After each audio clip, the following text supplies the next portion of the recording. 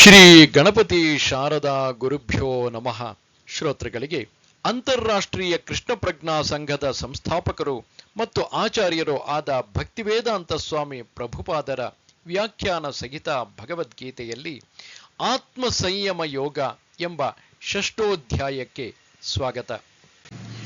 ಶ್ಲೋಕ 10-32. ಅಥ ಷಷ್ಠೋಧ್ಯಾಯಃ ಆತ್ಮಸಂಯಮಯೋಗಃ.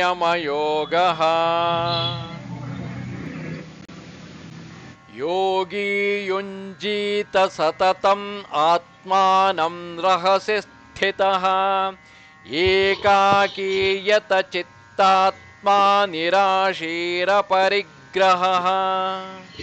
ಯೋಗಿಯು ತನ್ನ ದೇಹ, ಮನಸ್ಸು ಮತ್ತು ಆತ್ಮಗಳನ್ನು ಪರಮ ಪ್ರಭುವಿನ ಸಂಬಂಧದಲ್ಲಿ ಸದಾ ತೊಡಗಿಸಬೇಕು. ಆತನು ಏಕಾಂತದಲ್ಲಿ ವಾಸ ಮಾಡಬೇಕು ಮತ್ತು ಯಾವಾಗಲೂ ಎಚ್ಚರದಿಂದ ತನ್ನ ಮನಸ್ಸನ್ನು ನಿಯಂತ್ರಣದಲ್ಲಿಡಬೇಕು. ಆತನು ಬಯಕೆಗಳಿಂದ ಮತ್ತು ಗಳಿಕೆಯ ಆಸೆಯಿಂದ ಮುಕ್ತನಾಗಿರಬೇಕು. ಬ್ರಹ್ಮನ್, ಪರಮಾತ್ಮ ಮತ್ತು ದೇವೋತ್ತಮ ಪರಮಪುರುಷ ಎಂದು ಬೇರೆ ಬೇರೆ ಪ್ರಮಾಣಗಳಲ್ಲಿ ಕೃಷ್ಣ ಸಾಕ್ಷಾತ್ಕಾರವಾಗುತ್ತದೆ. ಸಂಗ್ರಹವಾಗಿ ಹೇಳುವುದಾದರೆ, ಕೃಷ್ಣ ಪ್ರಜ್ಞೆ ಎಂದರೆ ಸದಾ ಭಗವಂತನ ಆಧ್ಯಾತ್ಮಿಕ ಪ್ರೇಮ ಪೂರ್ವಕ ಸೇವೆಯಲ್ಲಿ ನಿರತನಾಗಿರುವುದು. ಆದರೆ ನಿರಾಕಾರ ಬ್ರಹ್ಮನಲ್ಲಿ ಅಥವಾ ಅಂತರ್ಯಾಮಿ ಪರಮಾತ್ಮನಲ್ಲಿ ಆಸಕ್ತಿ ಇರುವವರೂ ಸಹ ಭಾಗಶಃ ಕೃಷ್ಣ ಪ್ರಜ್ಞೆ ಇರುವವರೇ. ಏಕೆಂದರೆ ನಿರಾಕಾರ ಬ್ರಹ್ಮವು ಕೃಷ್ಣನ ಆಧ್ಯಾತ್ಮಿಕ ಕಿರಣ ಮತ್ತು ಪರಮಾತ್ಮನು ಕೃಷ್ಣನ ಸರ್ವಾಂತರ್ಯಾಮಿಯಾದ ಸ್ವಾಂಶ ವಿಸ್ತರಣ. ಹೀಗೆ ನಿರಾಕಾರವಾದಿಯು ಮತ್ತು ಧ್ಯಾನಯೋಗಿಯು ಪರೋಕ್ಷವಾಗಿ ಕೃಷ್ಣ ಪ್ರಜ್ಞೆ ಇರುವವರೇ. ನೇರವಾಗಿ ಕೃಷ್ಣ ಪ್ರಜ್ಞೆ ಇರುವ ಮನುಷ್ಯನು ಅತ್ಯುನ್ನತ ಆಧ್ಯಾತ್ಮಿಕವಾದಿ. ಏಕೆಂದರೆ ಇಂತಹ ಭಕ್ತನಿಗೆ ಬ್ರಹ್ಮನ್ ಎಂದರೇನು, ಪರಮಾತ್ಮ ಎಂದರೇನು ಎಂದು ತಿಳಿದಿದೆ. ಪರಮ ಸತ್ಯದ ಅವನ ಜ್ಞಾನ ಪರಿಪೂರ್ಣವಾಗಿದೆ. ಆದರೆ ನಿರಾಕಾರವಾದಿಯ ಮತ್ತು ಧ್ಯಾನ ಯೋಗಿಯ ಕೃಷ್ಣ ಪ್ರಜ್ಞೆಯು ಅಪರಿಪೂರ್ಣವಾಗಿದೆ. ಆದರೂ ಇಲ್ಲಿ ಇವರೆಲ್ಲರಿಗೂ ತಮ್ಮ ವಿಶಿಷ್ಟ ಅನ್ವೇಷಣೆಗಳಲ್ಲಿ ಸತತವಾಗಿ ತೊಡಗಿರುವಂತೆ ಹೇಳಲಾಗಿದೆ. ಏಕೆಂದರೆ ಅವರು ಶೀಘ್ರವಾಗಿಯೋ ಅಥವಾ ವಿಳಂಬವಾಗಿಯೋ ಅತ್ಯುನ್ನತ ಪರಿಪೂರ್ಣತೆಯನ್ನು ಮುಟ್ಟಲು ಸಾಧ್ಯವಾಗುತ್ತದೆ. ಆಧ್ಯಾತ್ಮಿಕವಾದಿಯ ಮೊದಲನೆಯ ಕೆಲಸವೆಂದರೆ ಮನಸ್ಸನ್ನು ಸದಾ ಕೃಷ್ಣನಲ್ಲಿ ನೆಲೆಗೊಳಿಸುವುದು. ಮನುಷ್ಯನು ನಿರಂತರವಾಗಿ ಕೃಷ್ಣನನ್ನು ಕುರಿತು ಯೋಚಿಸಬೇಕು. ಅವನನ್ನು ಒಂದು ಕ್ಷಣವೂ ಮರೆಯಲಾಗದು. ಪರಮ ಪುರುಷನಲ್ಲಿ ಮನಸ್ಸನ್ನು ಕೇಂದ್ರೀಕರಿಸುವುದಕ್ಕೆ ಸಮಾಧಿ ಎಂದು ಹೆಸರು. ಮನಸ್ಸನ್ನು ಕೇಂದ್ರೀಕರಿಸಲು ಮನುಷ್ಯನು ಯಾವಾಗಲೂ ಏಕಾಂತವಾಸಿಯಾಗಿರಬೇಕು. ಹೊರಗಿನ ವಸ್ತುಗಳಿಂದ ಕ್ಷೋಭೆ ಉಂಟಾಗದಂತೆ ನೋಡಿಕೊಳ್ಳಬೇಕು. ತನ್ನ ಸಾಕ್ಷಾತ್ಕಾರಕ್ಕೆ ಸಹಕಾರಿಯಾದದ್ದನ್ನು ಸ್ವೀಕರಿಸಲು ಮತ್ತು ಅನಾನುಕೂಲವಾದದ್ದನ್ನು ತಿರಸ್ಕರಿಸಲು ಅವನು ಸದಾ ಎಚ್ಚರದಿಂದಿರಬೇಕು. ಹಲವು ಅನಗತ್ಯವಾದ ಐಹಿಕ ವಸ್ತುಗಳು ಮನುಷ್ಯನಲ್ಲಿ ಒಡೆತನದ ಭಾವನೆಗಳನ್ನು ಉಂಟು ಮಾಡುತ್ತವೆ. ಪರಿಪೂರ್ಣ ದೃಢ ಸಂಕಲ್ಪ ಮಾಡಿ ಆತನು ಅವುಗಳ ಬಯಕೆಯನ್ನು ದೂರವಿಡಬೇಕು. ಈ ಎಲ್ಲ ಪರಿಪೂರ್ಣತೆಗಳನ್ನು, ಮುನ್ನೆಚ್ಚರಿಕೆಗಳನ್ನು ಮನುಷ್ಯನು ನೇರವಾಗಿ ಕೃಷ್ಣ ಪ್ರಜ್ಞೆಯಲ್ಲಿದ್ದಾಗ ಸಂಪೂರ್ಣವಾಗಿ ಕಾರ್ಯಗತ ಮಾಡಬಹುದು. ಏಕೆಂದರೆ ನೇರ ಕೃಷ್ಣ ಪ್ರಜ್ಞೆ ಎಂದರೆ ಆತ್ಮತ್ಯಾಗ. ಇದರಲ್ಲಿ ಐಹಿಕ ಗಳಿಕೆಯ ಬಯಕೆಗೆ ಅವಕಾಶವೇ ಇಲ್ಲ. ಶ್ರೀರೂಪ ಗೋಸ್ವಾಮಿಯವರು ಕೃಷ್ಣ ಪ್ರಜ್ಞೆಯ ಲಕ್ಷಣಗಳನ್ನು ಹೀಗೆ ಹೇಳುತ್ತಾರೆ. ಅನಾಸಕ್ತಸ್ಯ ವಿಷಯಾನ್ ಯಥಾರ್ಹಂ ಉಪಯುಂಜತಃ ನಿರ್ಬಂಧ ಕೃಷ್ಣ ಸಂಬಂಧೆ ಯುಕ್ತಂ ವೈರಾಗ್ಯಮುಚ್ಯತೆ. ಪ್ರಾಪಂಚ ಕಥೆಯ ಬುದ್ಧಿಯ ಹರಿಸಂಬಂಧಿ ವಸ್ತುನಃ ಮುಮುಕ್ಷುಭಿಃ ಪರಿತ್ಯಾಗೋ ವೈರಾಗ್ಯಂ ಫಲ್ಗು ಕಥ್ಯತೆ. ಮನುಷ್ಯನು ಯಾವುದಕ್ಕೂ ಅಂಟಿಕೊಳ್ಳದಿದ್ದಾಗ, ಆದರೆ ಎಲ್ಲವನ್ನೂ ಕೃಷ್ಣ ಸಂಬಂಧದಲ್ಲಿ ಸ್ವೀಕರಿಸಿದಾಗ ಆತನು ಸರಿಯಾದ ರೀತಿಯಲ್ಲಿ ಗಳಿಕೆಯ ಹಂಬಲವನ್ನು ಮೀರಿದವನಾಗುತ್ತಾನೆ. ಅದರ ಬದಲು ಪ್ರತಿಯೊಂದಕ್ಕೂ ಅದಕ್ಕೆ ಕೃಷ್ಣನೊಡನಿರುವ ಸಂಬಂಧವನ್ನು ತಿಳಿಯದೆ ತಿರಸ್ಕರಿಸುವವನು ತ್ಯಾಗದಲ್ಲಿ ಅಷ್ಟು ಪರಿಪೂರ್ಣನಲ್ಲ ಎಂದು ಭಕ್ತಿರಸಾಮೃತ ಸಿಂಧುವು ಹೇಳುತ್ತದೆ. ಕೃಷ್ಣ ಪ್ರಜ್ಞೆಯಲ್ಲಿರುವ ಮನುಷ್ಯನಿಗೆ ಎಲ್ಲವೂ ಕೃಷ್ಣನಿಗೆ ಸೇರಿದ್ದು ಎನ್ನುವುದು ಚೆನ್ನಾಗಿ ತಿಳಿದಿರುತ್ತದೆ. ಆದ್ದರಿಂದ ಯಾವ ವಸ್ತುವೇ ಆದರೂ ತನಗೆ ಸೇರಿದ್ದು ಎನ್ನುವ ಭಾವನೆಗಳಿಂದ ಮುಕ್ತನಾಗಿರುತ್ತಾನೆ. ಹೀಗಿರುವಾಗ ತನಗೆ ಬೇಕೆಂಬ ಕಾರಣಕ್ಕಾಗಿ ಆತನು ಯಾವುದಕ್ಕೂ ಹಂಬಲಿಸುವುದಿಲ್ಲ. ಕೃಷ್ಣ ಪ್ರಜ್ಞೆಗೆ ಅನುಕೂಲವಾದ ವಸ್ತುಗಳನ್ನು ಹೇಗೆ ಸ್ವೀಕರಿಸಬೇಕು ಮತ್ತು ಕೃಷ್ಣ ಪ್ರಜ್ಞೆಗೆ ಪ್ರತಿಕೂಲವಾದ ವಸ್ತುಗಳನ್ನು ಹೇಗೆ ತಿರಸ್ಕರಿಸಬೇಕು ಎಂದು ಆತನಿಗೆ ತಿಳಿದಿರುತ್ತದೆ. ಆತನು ಐಹಿಕ ವಸ್ತುಗಳಿಂದ ಸದಾ ದೂರವಾಗಿರುತ್ತಾನೆ, ಏಕೆಂದರೆ ಆತನು ಸದಾ ಆಧ್ಯಾತ್ಮಿಕ ಸ್ಥಿತಿಯಲ್ಲಿರುತ್ತಾನೆ. ಕೃಷ್ಣ ಪ್ರಜ್ಞೆ ಇಲ್ಲದಿರುವವರೊಂದಿಗೆ ಅವನಿಗೆ ಯಾವುದೇ ಸಂಬಂಧವಿಲ್ಲದಿರುವುದರಿಂದ ಅವನು ಯಾವಾಗಲೂ ಏಕಾಕಿ. ಆದುದರಿಂದ ಕೃಷ್ಣ ಪ್ರಜ್ಞೆಯಲ್ಲಿರುವ ಮನುಷ್ಯನು ಪರಿಪೂರ್ಣ ಯೋಗಿ. ಶುಚೌ ದೇಶೇ ಪ್ರತಿಷ್ಠಾಪ್ಯ ಸ್ಥಿರಮಾನಸಮಾತ್ಮನಃ ನಾತ್ಯುಚ್ಛ್ರಿತಂ ನಾತಿ ನೀಚಂ ಚೈಲಾಜಿನಕುಶೋತ್ತರಂ ತತ್ರೈಕಾಗ್ರಂ ಮನಃ ಕೃತ್ವಾ ಯತ್ತ ಚಿತ್ತೇಂದ್ರಿಯಕ್ರಿಯಃ ಉಪವಿಶ್ವಾಸನೆ ಯುಂಜ್ಯಾತ್ ಯೋಗಮಾತ್ಮವಿಶುದ್ಧಯೇ.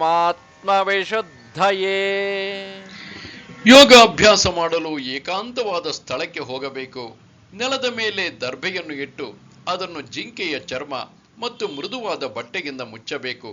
ಪೀಠವು ಬಹಳ ಎತ್ತರವಾಗಿಯೂ ಇರಬಾರದು, ಬಹಳ ತಗ್ಗಾಗಿಯೂ ಇರಬಾರದು ಮತ್ತು ಅದು ಪವಿತ್ರವಾದ ಸ್ಥಳದಲ್ಲಿರಬೇಕು. ಯೋಗಿಯು ಅದರ ಮೇಲೆ ದೃಢವಾಗಿ ಕುಳಿತು ತನ್ನ ಮನಸ್ಸನ್ನು, ಇಂದ್ರಿಯಗಳನ್ನು ಮತ್ತು ಕಾರ್ಯಗಳನ್ನು ನಿಗ್ರಹಿಸಿ ಮನಸ್ಸನ್ನು ಒಂದು ಬಿಂದುವಿನಲ್ಲಿ ಕೇಂದ್ರೀಕರಿಸಿ ಹೃದಯವನ್ನು ಶುದ್ಧೀಕರಿಸಲು ಯೋಗಾಭ್ಯಾಸ ಮಾಡಬೇಕು.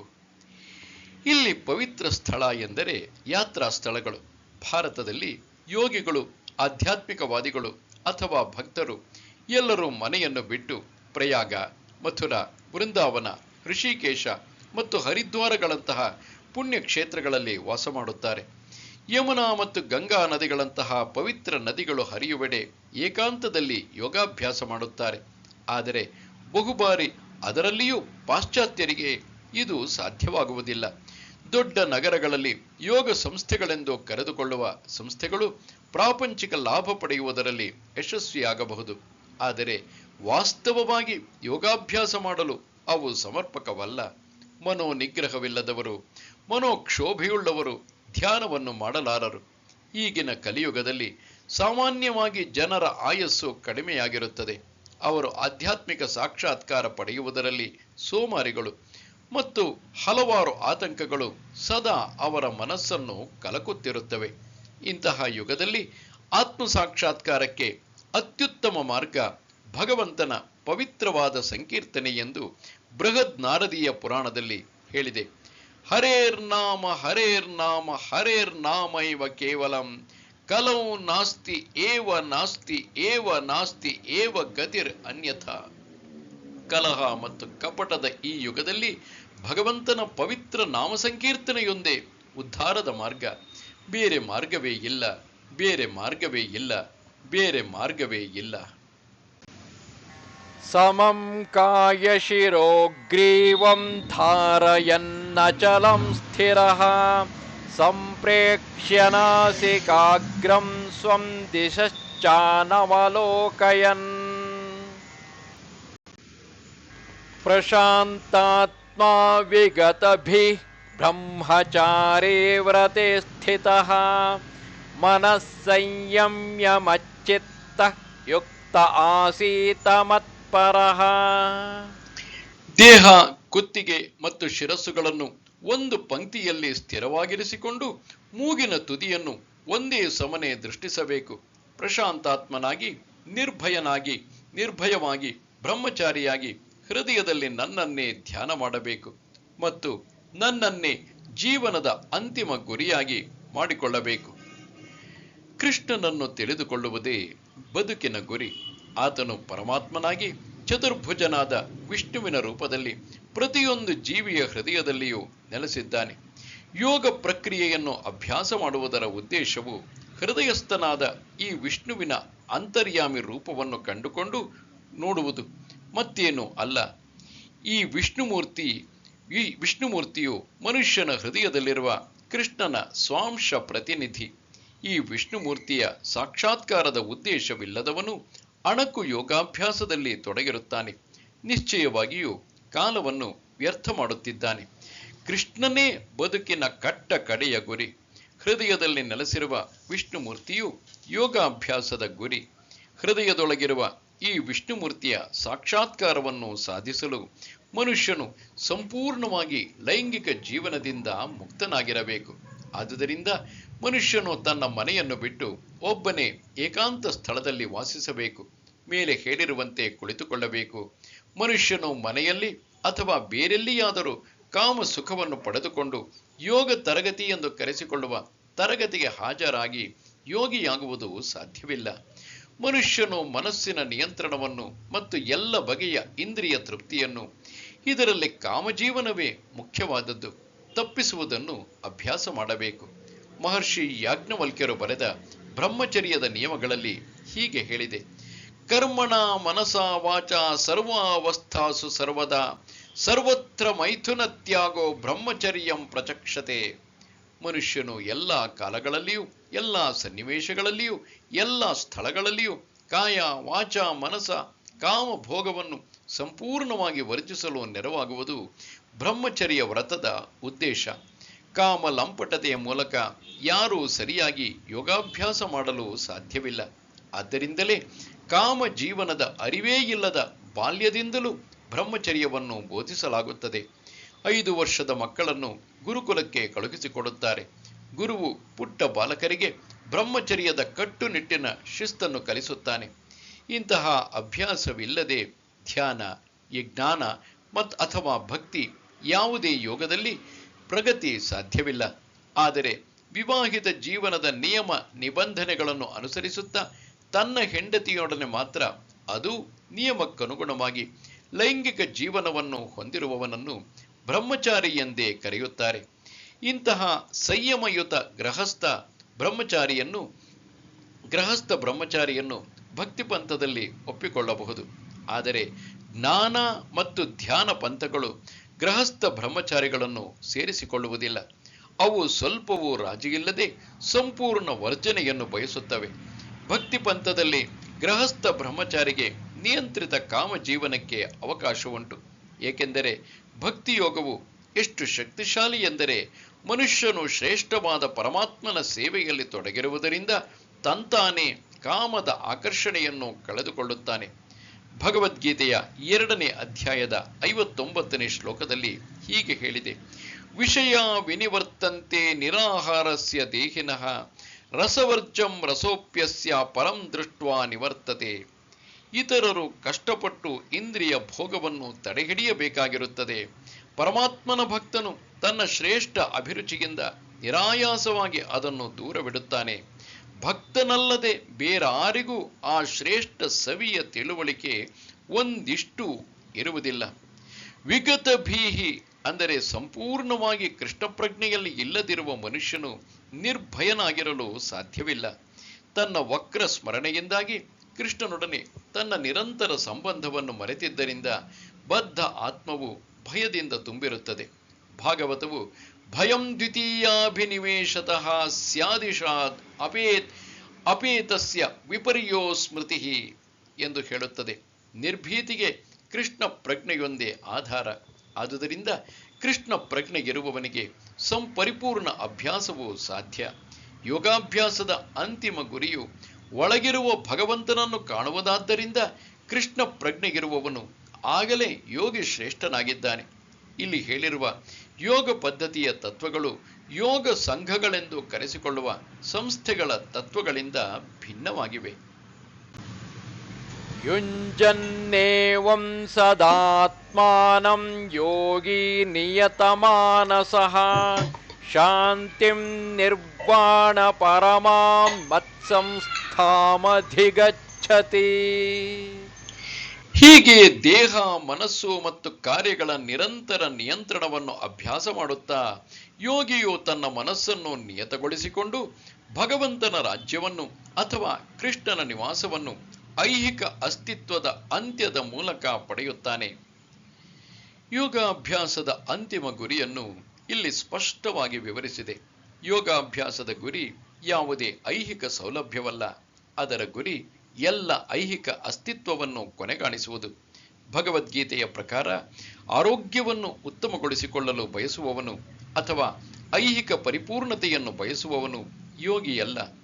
ಐಹಿಕ ಅಸ್ತಿತ್ವವು ಕೊನೆಗಾಣುವುದೆಂದರೆ ಶೂನ್ಯವನ್ನು ಪ್ರವೇಶಿಸುವುದು ಅಲ್ಲ. ಶೂನ್ಯವು ಬರಿಯ ಕಟ್ಟುಕತೆ.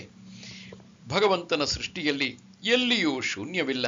ಐಹಿಕ ಅಸ್ತಿತ್ವದ ಅಂತ್ಯದಿಂದ ಮನುಷ್ಯನು ಭಗವಂತನ ನಿವಾಸವಾದ ಆಧ್ಯಾತ್ಮಿಕ ಗಗನವನ್ನು ಪ್ರವೇಶಿಸುವುದು ಸಾಧ್ಯವಾಗುತ್ತದೆ. ಭಗವದ್ಗೀತೆಯು ಭಗವಂತನ ನಿವಾಸವನ್ನು ಸೂರ್ಯ, ಚಂದ್ರ ಅಥವಾ ವಿದ್ಯುತ್ ಶಕ್ತಿ ಯಾವುದರ ಅಗತ್ಯವೂ ಇಲ್ಲದ ಸ್ಥಳ ಎಂದು ಸ್ಪಷ್ಟವಾಗಿ ವರ್ಣಿಸಿದೆ. ಆಧ್ಯಾತ್ಮಿಕ ರಾಜ್ಯದಲ್ಲಿ ಎಲ್ಲ ಗ್ರಹಗಳಿಗೂ ಐಹಿಕ ಗಗನದಲ್ಲಿ ಸೂರ್ಯನಿಗಿರುವಂತೆ ಸ್ವಯಂ ಪ್ರಕಾಶವಿದೆ. ಭಗವಂತನ ರಾಜ್ಯವು ಎಲ್ಲೆಲ್ಲಿಯೂ ಇದೆ. ಆದರೆ ಆಧ್ಯಾತ್ಮಿಕ ಗಗನವನ್ನು ಮತ್ತು ಗ್ರಹಗಳನ್ನು ಪರಂಧಾಮ ಎಂದು ಕರೆಯುತ್ತಾರೆ. ಇಲ್ಲಿ ಭಗವಂತನೇ ಸ್ಪಷ್ಟವಾಗಿ ಹೇಳಿರುವಂತೆ ಮತ್ ಚಿತ್ತಃ ಮತ್ ಪರಹ ಮತ್ ಸ್ಥಾನಂ.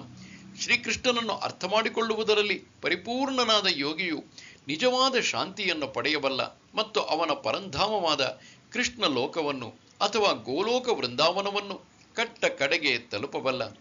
ಬ್ರಹ್ಮ ಸಂಹಿತೆಯಲ್ಲಿ ಗೋಲೋಕ ಏವ ನಿವಸತಿ ಅಖಿಲಾತ್ಮಭೂತಃ ಎಂದು ಸ್ಪಷ್ಟವಾಗಿ ಹೇಳಿದೆ.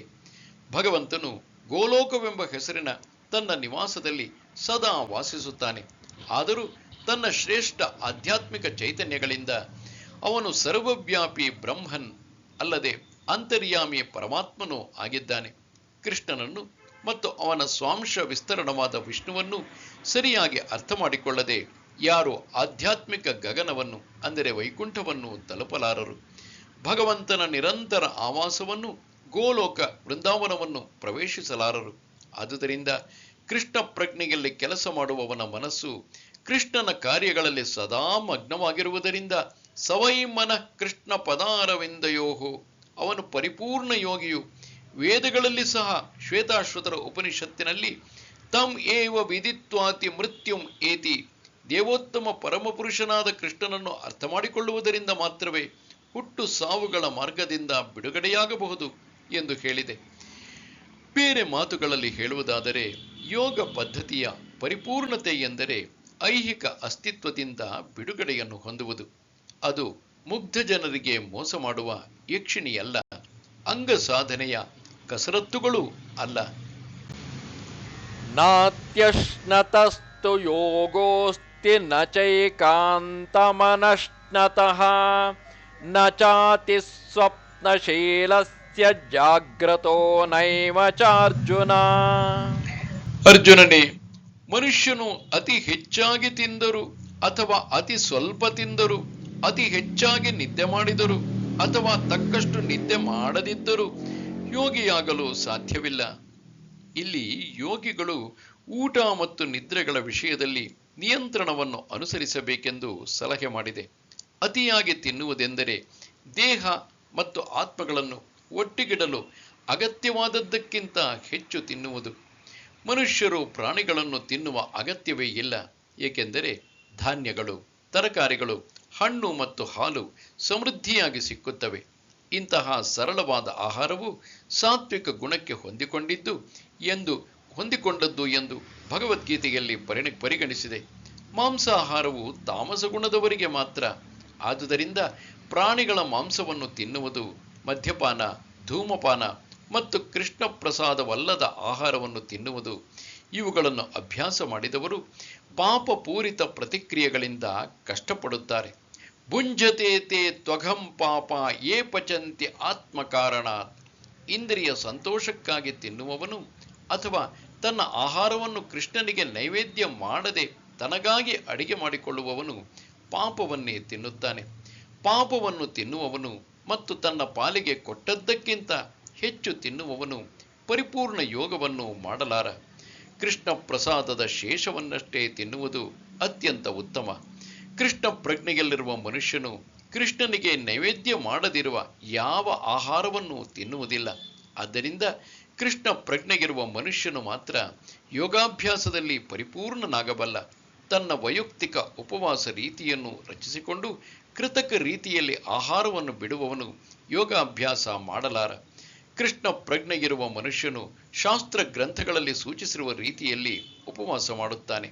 ಆತನು ಅಗತ್ಯವಾದದ್ದಕ್ಕಿಂತ ಹೆಚ್ಚು ಉಪವಾಸವನ್ನು ಮಾಡುವುದಿಲ್ಲ. ಹೆಚ್ಚು ಆಹಾರವನ್ನು ತಿನ್ನುವುದಿಲ್ಲ. ಆದುದರಿಂದ ಆತನು ಯೋಗಾಭ್ಯಾಸ ಮಾಡಲು ಸಮರ್ಥನು.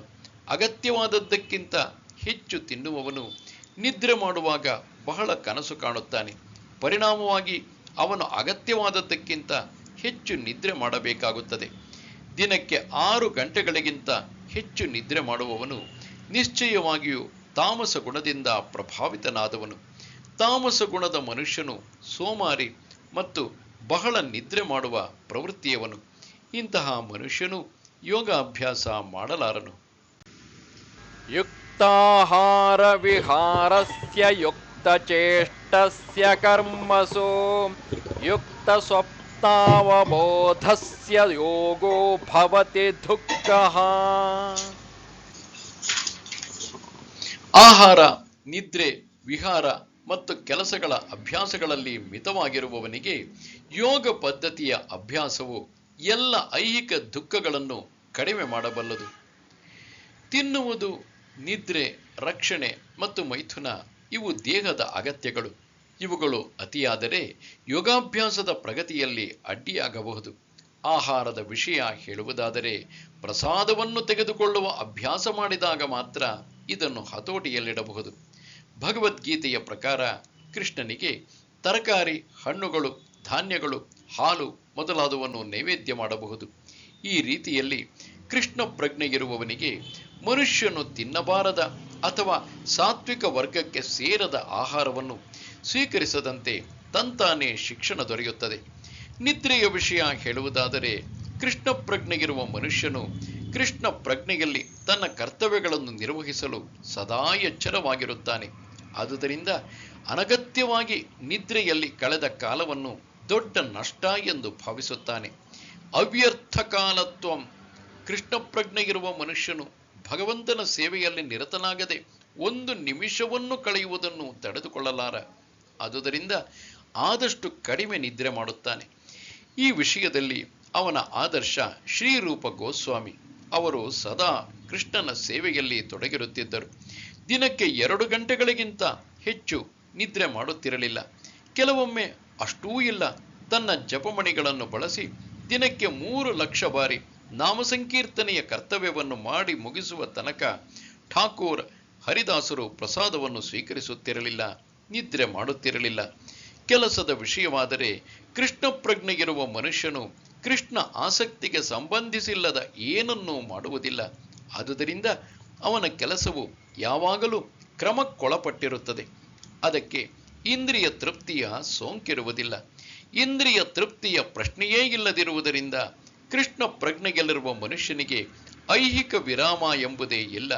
ಆತನು ತನ್ನ ಎಲ್ಲ ಕೆಲಸ ಕಾರ್ಯಗಳಲ್ಲಿ, ಮಾತಿನಲ್ಲಿ, ನಿದ್ರೆಯಲ್ಲಿ, ಎಚ್ಚರಾವಸ್ಥೆಯಲ್ಲಿ ಮತ್ತು ಇತರ ಎಲ್ಲ ದೈಹಿಕ ಕ್ರಿಯೆಗಳಲ್ಲಿ ಒಂದು ಕ್ರಮಕ್ಕೆ ಒಳಪಟ್ಟಿರುವುದರಿಂದ ಆತನಿಗೆ ಐಹಿಕ ದುಃಖವೇ ಇಲ್ಲ. ಯದಾ ವಿನಿಯತಂ ಚಿತ್ತಂ ಆತ್ಮನ್ಯೇವಾವತಿಷ್ಠತೆ ನಿಸ್ಪೃಹಂ ಸರ್ವಕಾಮೇಭ್ಯಃ ಯುಕ್ತ ಇತ್ಯುಚ್ಯತೆ ತದಾ. ಯೋಗಾಭ್ಯಾಸದಿಂದ ಯೋಗಿಯು ತನ್ನ ಮಾನಸಿಕ ಚಟುವಟಿಕೆಗಳನ್ನು ಶಿಸ್ತಿಗೆ ಒಳಪಡಿಸಿ ಯಾವುದೇ ಐಹಿಕ ಬಯಕೆಗಳಿಲ್ಲದೆ ಆಧ್ಯಾತ್ಮಿಕತೆಯಲ್ಲಿ ನೆಲೆಸಿದಾಗ ಆತನನ್ನು ಯೋಗದಲ್ಲಿ ವ್ಯವಸ್ಥಿತನಾಗಿರುವವನು ಎಂದು ಹೇಳುತ್ತಾರೆ. ಸಾಮಾನ್ಯ ಜನರ ಕಾರ್ಯಗಳಿಗೂ ಯೋಗಿಯ ಕಾರ್ಯಗಳಿಗೂ ವ್ಯತ್ಯಾಸವೇನೆಂದರೆ, ಯೋಗಿಗೆ ಯಾವುದೇ ಬಗೆಯ ಐಹಿಕ ಬಯಕೆಗಳು, ಇವುಗಳಲ್ಲಿ ಲೈಂಗಿಕ ಬಯಕೆಯೇ ಮುಖ್ಯವಾದದ್ದು, ಅಂತಹ ಐಹಿಕ ಬಯಕೆಗಳು ಇರುವುದಿಲ್ಲ ಎನ್ನುವುದು. ಪರಿಪೂರ್ಣ ಯೋಗಿಯು ಮಾನಸಿಕ ಚಟುವಟಿಕೆಗಳಲ್ಲಿ ಎಂತಹ ಶಿಸ್ತನ್ನು ಸಾಧಿಸಿರುತ್ತಾನೆ ಎಂದರೆ ಯಾವುದೇ ಬಗೆಯ ಐಹಿಕ ಬಯಕೆಯು ಅವನನ್ನು ಕಲಕಲಾರದು. ಈ ಪರಿಪೂರ್ಣ ಹಂತವನ್ನು ಕೃಷ್ಣ ಪ್ರಜ್ಞೆಯಲ್ಲಿ ಇರುವವರು ತಂತಾವೇ ಮುಟ್ಟಬಲ್ಲರು. ಇದನ್ನು ಶ್ರೀಮದ್ ಭಾಗವತದಲ್ಲಿ ಹೀಗೆ ಹೇಳಿದೆ: ಸವೈಮನ ಕೃಷ್ಣ ಪದಾರವಿಂದಯೋರ್ ವಚಾಂಸಿ ವೈಕುಂಠ ಗುಣಾನುವರ್ಣನೆ ಕರೌ ಹರೇರ್ ಮಂದಿರ ಮಾರ್ಜನಾದಿಷು ಶ್ರುತಿಂ ಚಕಾರಾಚ್ಯುತ ಸತ್ಕಥೋದಯೇ ಮುಕುಂದಲಿಂಗಾಲಯ ದರ್ಶನೇ ದೃಶೌ ತದ್ಭೃತ್ಯ ಗಾತ್ರ ಸ್ಪರ್ಶೇಂಗ ಸಂಗಮಂ ಘ್ರಾಣಂಚ ತತ್ಪಾದ ಸರೋಜ ಸೌರಭೆ ಶ್ರೀಮತ್ ತುಲಸ್ಯ ರಸನಾಂ ತದರ್ಪಿತೆ ಪಾದೌ ಹರೇ ಕ್ಷೇತ್ರ ಪದಾನುಸರ್ಪಣೆ ಶಿರೋ ಹೃಷಿಕೇಶ ಪದಾಭಿವಂದನೆ ಕಾಮಂಚ ದಾಸ್ಯೇ ನತು ಕಾಮ ಕಾಮ್ಯಯ ಯಥೋತ್ತಮ ಶ್ಲೋಕ ಜನಾಶ್ರಯಾರತಿ. ರಾಜ ಅಂಬರೀಷನು ಮೊಟ್ಟ ಮೊದಲು ತನ್ನ ಮನಸ್ಸನ್ನು ಶ್ರೀಕೃಷ್ಣನ ಪಾದಕಮಲಗಳಲ್ಲಿ ನಿಲ್ಲಿಸಿದನು.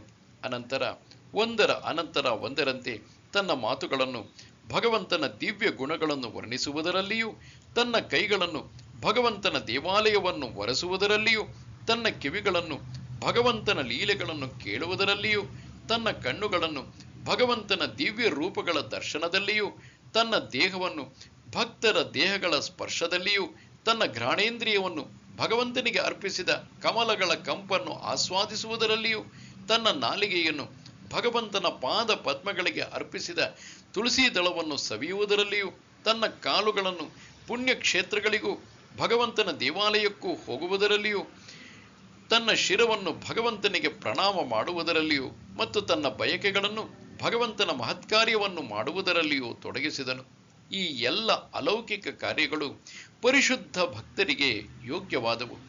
ನಿರಾಕಾರ ಮಾರ್ಗವನ್ನು ಅನುಸರಿಸುವವರಿಗೆ ಈ ಆಧ್ಯಾತ್ಮಿಕ ಹಂತವನ್ನು ವ್ಯಕ್ತಿನಿಷ್ಠವಾಗಿ ನಿರೂಪಿಸಲು ಸಾಧ್ಯವಿಲ್ಲದಿರಬಹುದು. ಆದರೆ ಕೃಷ್ಣ ಪ್ರಜ್ಞೆಯಲ್ಲಿರುವ ಮನುಷ್ಯನಿಗೆ ಇದು ಬಹು ಸುಲಭ ಮತ್ತು ಕಾರ್ಯಸಾಧ್ಯ. ಮೇಲೆ ಹೇಳಿರುವ ಮಹಾರಾಜ ಅಂಬರೀಷನ ಕಾರ್ಯಗಳ ಮೇಲಿನ ವರ್ಣನೆಯಿಂದ ಇದು ಸ್ಪಷ್ಟವಾಗುತ್ತದೆ. ನಿರಂತರ ಸ್ಮರಣೆಯಿಂದ ಮನಸ್ಸನ್ನು ಭಗವಂತನ ಪಾದ ಕಮಲಗಳಲ್ಲಿ ನಿಲ್ಲಿಸದಿದ್ದರೆ ಇಂತಹ ಅಲೌಕಿಕ ಕಾರ್ಯಗಳು ಸಾಧ್ಯವಾಗುವುದಿಲ್ಲ. ಆದುದರಿಂದ ಭಗವಂತನ ಭಕ್ತಿ ಸೇವೆಯಲ್ಲಿ ಈ ವಿಧಿತ ಕಾರ್ಯಗಳಿಗೆ ಅರ್ಚನೆ ಎಂದು ಹೆಸರು. ಹೀಗೆಂದರೆ ಎಲ್ಲ ಇಂದ್ರಿಯಗಳನ್ನು ಭಗವಂತನ ಸೇವೆಯಲ್ಲಿ ತೊಡಗಿಸುವುದು. ಇಂದ್ರಿಯಗಳಿಗೂ ಮನಸ್ಸಿಗೂ ಕೆಲಸ ಬೇಕು. ಬರಿಯ ನಿರಾಕರಣೆ ಕಾರ್ಯಸಾಧ್ಯವಲ್ಲ. ಆದುದರಿಂದ ಜನಸಾಮಾನ್ಯರಿಗೆ, ಅದರಲ್ಲಿಯೂ ವಿಶೇಷವಾಗಿ ಸನ್ಯಾಸಾಶ್ರಮದಲ್ಲಿ ಇಲ್ಲದಿರುವವರಿಗೆ ಮೇಲೆ ವರ್ಣಿಸಿದಂತೆ ಇಂದ್ರಿಯಗಳ ಮತ್ತು ಮನಸ್ಸಿನ ಆಧ್ಯಾತ್ಮಿಕ ಕರ್ತವ್ಯ ಮಗ್ನತೆಯು ಆಧ್ಯಾತ್ಮಿಕ ಸಾಧನೆಗೆ ಪರಿಪೂರ್ಣವಾದ ಪ್ರಕ್ರಿಯೆ.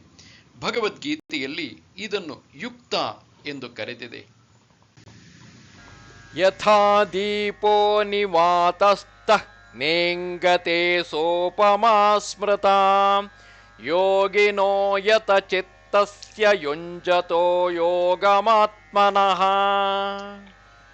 ಗಾಳಿ ಬೀಸದ ಸ್ಥಳದಲ್ಲಿ ದೀಪವು ಹೇಗೆ ನಿಶ್ಚಲವಾಗಿರುವುದೋ ಹಾಗೆಯೇ ಮನಸ್ಸನ್ನು ನಿಯಂತ್ರಿಸಿರುವ ಆಧ್ಯಾತ್ಮವಾದಿಯು ಆಧ್ಯಾತ್ಮಿಕ ಆತ್ಮದ ಧ್ಯಾನದಲ್ಲಿ ನಿಶ್ಚಲನಾಗಿರುತ್ತಾನೆ.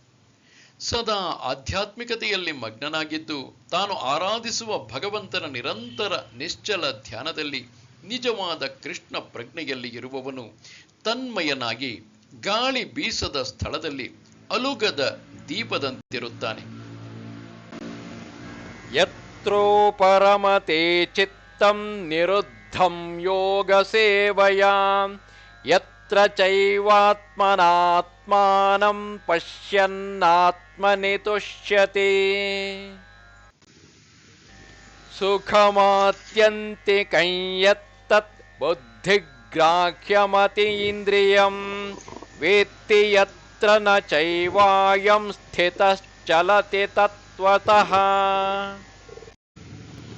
ಯಂ ಲಬ್ಧ್ವಾ ಚಾಪರಂ ಲಾಭಂ ಮನ್ಯತೆ ನಾಧಿಕಂ ತತಃ ಯಸ್ಮಿನ್ ಸ್ಥಿತೋ ನ ದುಃಖೇನ ಗುರುಣಾಪಿ ವಿಚಾಲ್ಯತೆ.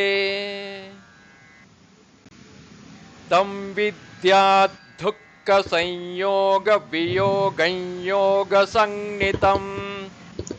ಸಮಾಧಿ ಎಂದು ಕರೆಯುವ ಪರಿಪೂರ್ಣತೆಯ ಹಂತದಲ್ಲಿ ಮನಸ್ಸು ಯೋಗಾಭ್ಯಾಸದಿಂದ ಇಹಲೋಕದ ಮಾನಸಿಕ ಚಟುವಟಿಕೆಗಳಲ್ಲಿ ತೊಡಗದಂತೆ ನಿರ್ಬಂಧದಲ್ಲಿ ಇರುತ್ತದೆ.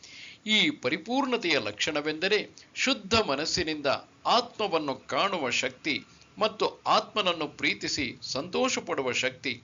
ಈ ಆನಂದ ಸ್ಥಿತಿಯಲ್ಲಿ ಮನುಷ್ಯನು ದಿವ್ಯ ಇಂದ್ರಿಯಗಳ ಮೂಲಕ ಸಾಧಿಸಿದ ಅಮಿತ ಅಲೌಕಿಕ ಸುಖದಲ್ಲಿ ನೆಲೆಯಾಗಿರುತ್ತಾನೆ. ಹೀಗೆ ನೆಲೆಯನ್ನು ಪಡೆದವನು ಸತ್ಯವನ್ನು ಬಿಡುವುದೇ ಇಲ್ಲ. ಇದನ್ನು ಪಡೆದ ನಂತರ ಇದಕ್ಕಿಂತ ಹೆಚ್ಚಿನ ಗಳಿಕೆ ಯಾವುದೂ ಇಲ್ಲ ಎಂದು ಯೋಚಿಸುತ್ತಾನೆ. ಇಂತಹ ಸ್ಥಾನದಲ್ಲಿ ನಿಂತವನು ಅತ್ಯಂತ ತೀವ್ರವಾದ ಕಷ್ಟಗಳಲ್ಲಿಯೂ ವಿಚಲಿತನಾಗುವುದಿಲ್ಲ.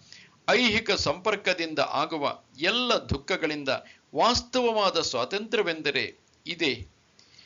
ಯೋಗಾಭ್ಯಾಸದಿಂದ ಮನುಷ್ಯನು ಕ್ರಮೇಣ ಐಹಿಕ ಪರಿಕಲ್ಪನೆಗಳಿಂದ ದೂರವಾಗುತ್ತಾನೆ. ಯೋಗ ತತ್ವದ ಮುಖ್ಯ ಲಕ್ಷಣವೇ ಇದು. ಇದರ ನಂತರ ಮನುಷ್ಯನು ಸಮಾಧಿ ಸ್ಥಿತಿಗೇರುತ್ತಾನೆ. ಎಂದರೆ ಅಲೌಕಿಕ ಮನಸ್ಸು ಮತ್ತು ಬುದ್ಧಿಶಕ್ತಿಗಳಿಂದ ಯೋಗಿಯು ಆ ಪರಮಾತ್ಮನ ಸಾಕ್ಷಾತ್ಕಾರವನ್ನು ಪಡೆಯುತ್ತಾನೆ. ಇದರಲ್ಲಿ ಆತ್ಮವನ್ನು ಪರಮಾತ್ಮನೊಂದಿಗೆ ಒಂದಾಗಿ ಕಾಣುವ ಸಂದೇಹಗಳು ಇರುವುದಿಲ್ಲ. ಯೋಗಾಭ್ಯಾಸಕ್ಕೆ ಬಹುಮಟ್ಟಿಗೆ ಪತಂಜಲಿ ಪದ್ಧತಿಯ ತತ್ವಗಳೇ ಆಧಾರ.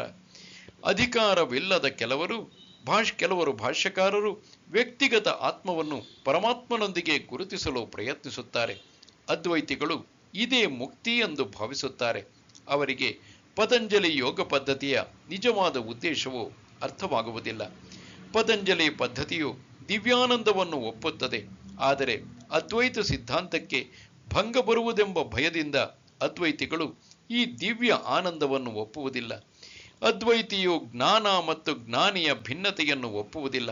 ಆದರೆ ಈ ಶ್ಲೋಕದಲ್ಲಿ ಅಲೌಕಿಕ ಇಂದ್ರಿಯಗಳ ಮೂಲಕ ಸಾಧಿಸಿದ ದಿವ್ಯಾನಂದವನ್ನು ಒಪ್ಪಿಕೊಂಡಿದೆ. ಯೋಗ ಪದ್ಧತಿಯ ಪ್ರಸಿದ್ಧ ಪ್ರತಿಪಾದಕರಾದ ಪತಂಜಲಿ ಮುನಿಗಳು ಇದನ್ನು ಸಮರ್ಥಿಸಿದ್ದಾರೆ.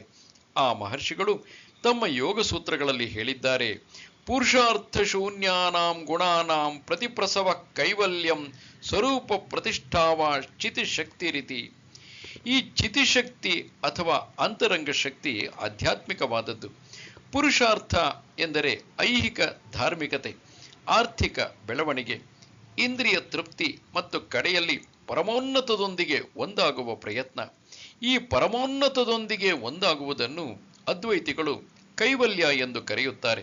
ಆದರೆ ಪತಂಜಲಿಗಳ ಪ್ರಕಾರ ಕೈವಲ್ಯವು ಒಳಗಿನ ಹಾಗೂ ಅಂತರಂಗ ಶಕ್ತಿ. ಇದರಿಂದ ಜೀವಿಯು ತನ್ನ ಸಹಜ ಸ್ವರೂಪದ ಅರಿವನ್ನು ಪಡೆಯುತ್ತಾನೆ. ಚೈತನ್ಯ ಮಹಾಪ್ರಭುಗಳ ಮಾತುಗಳಲ್ಲಿ ಹೇಳುವುದಾದರೆ ಈ ಪರಿಸ್ಥಿತಿಯನ್ನು ಚೇತೋದರ್ಪಣ ಮಾರ್ಜನಂ ಅಂತ ಅಥವಾ ಧೂಳು ಹಿಡಿದ ಮನಸ್ಸಿನ ಕನ್ನಡಿಯನ್ನು ಸ್ವಚ್ಛಗೊಳಿಸುವಿಕೆ ಎಂದು ಕರೆಯುತ್ತಾರೆ. ಈ ಸ್ವಚ್ಛಗೊಳಿಸುವಿಕೆಯು ವಾಸ್ತವವಾಗಿ ಮುಕ್ತಿಯೇ ಅಥವಾ ಭವಬಾಧಾವಾಗ್ನಿ ನಿರ್ವಾಪಣಂ ಅಂದರೆ ನಿರ್ವಾಣ ಸಿದ್ಧಾಂತವು ಇದು ಪೂರ್ವಭಾವಿಯೇ. ಈ ತತ್ವಕ್ಕೆ ಸಂವಾದಿ. ಭಾಗವತದಲ್ಲಿ ಇದನ್ನು ಸ್ವರೂಪೇಣ ವ್ಯವಸ್ಥಿತಿ ಎಂದು ಕರೆದಿದೆ. ಭಗವದ್ಗೀತೆಯು ಈ ಶ್ಲೋಕದಲ್ಲಿ ಈ ಸ್ಥಿತಿಯನ್ನು ದೃಢಗೊಳಿಸುತ್ತದೆ.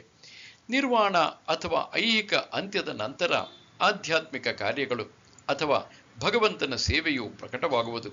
ಇದಕ್ಕೆ ಕೃಷ್ಣ ಪ್ರಜ್ಞೆ ಎಂದು ಹೆಸರು.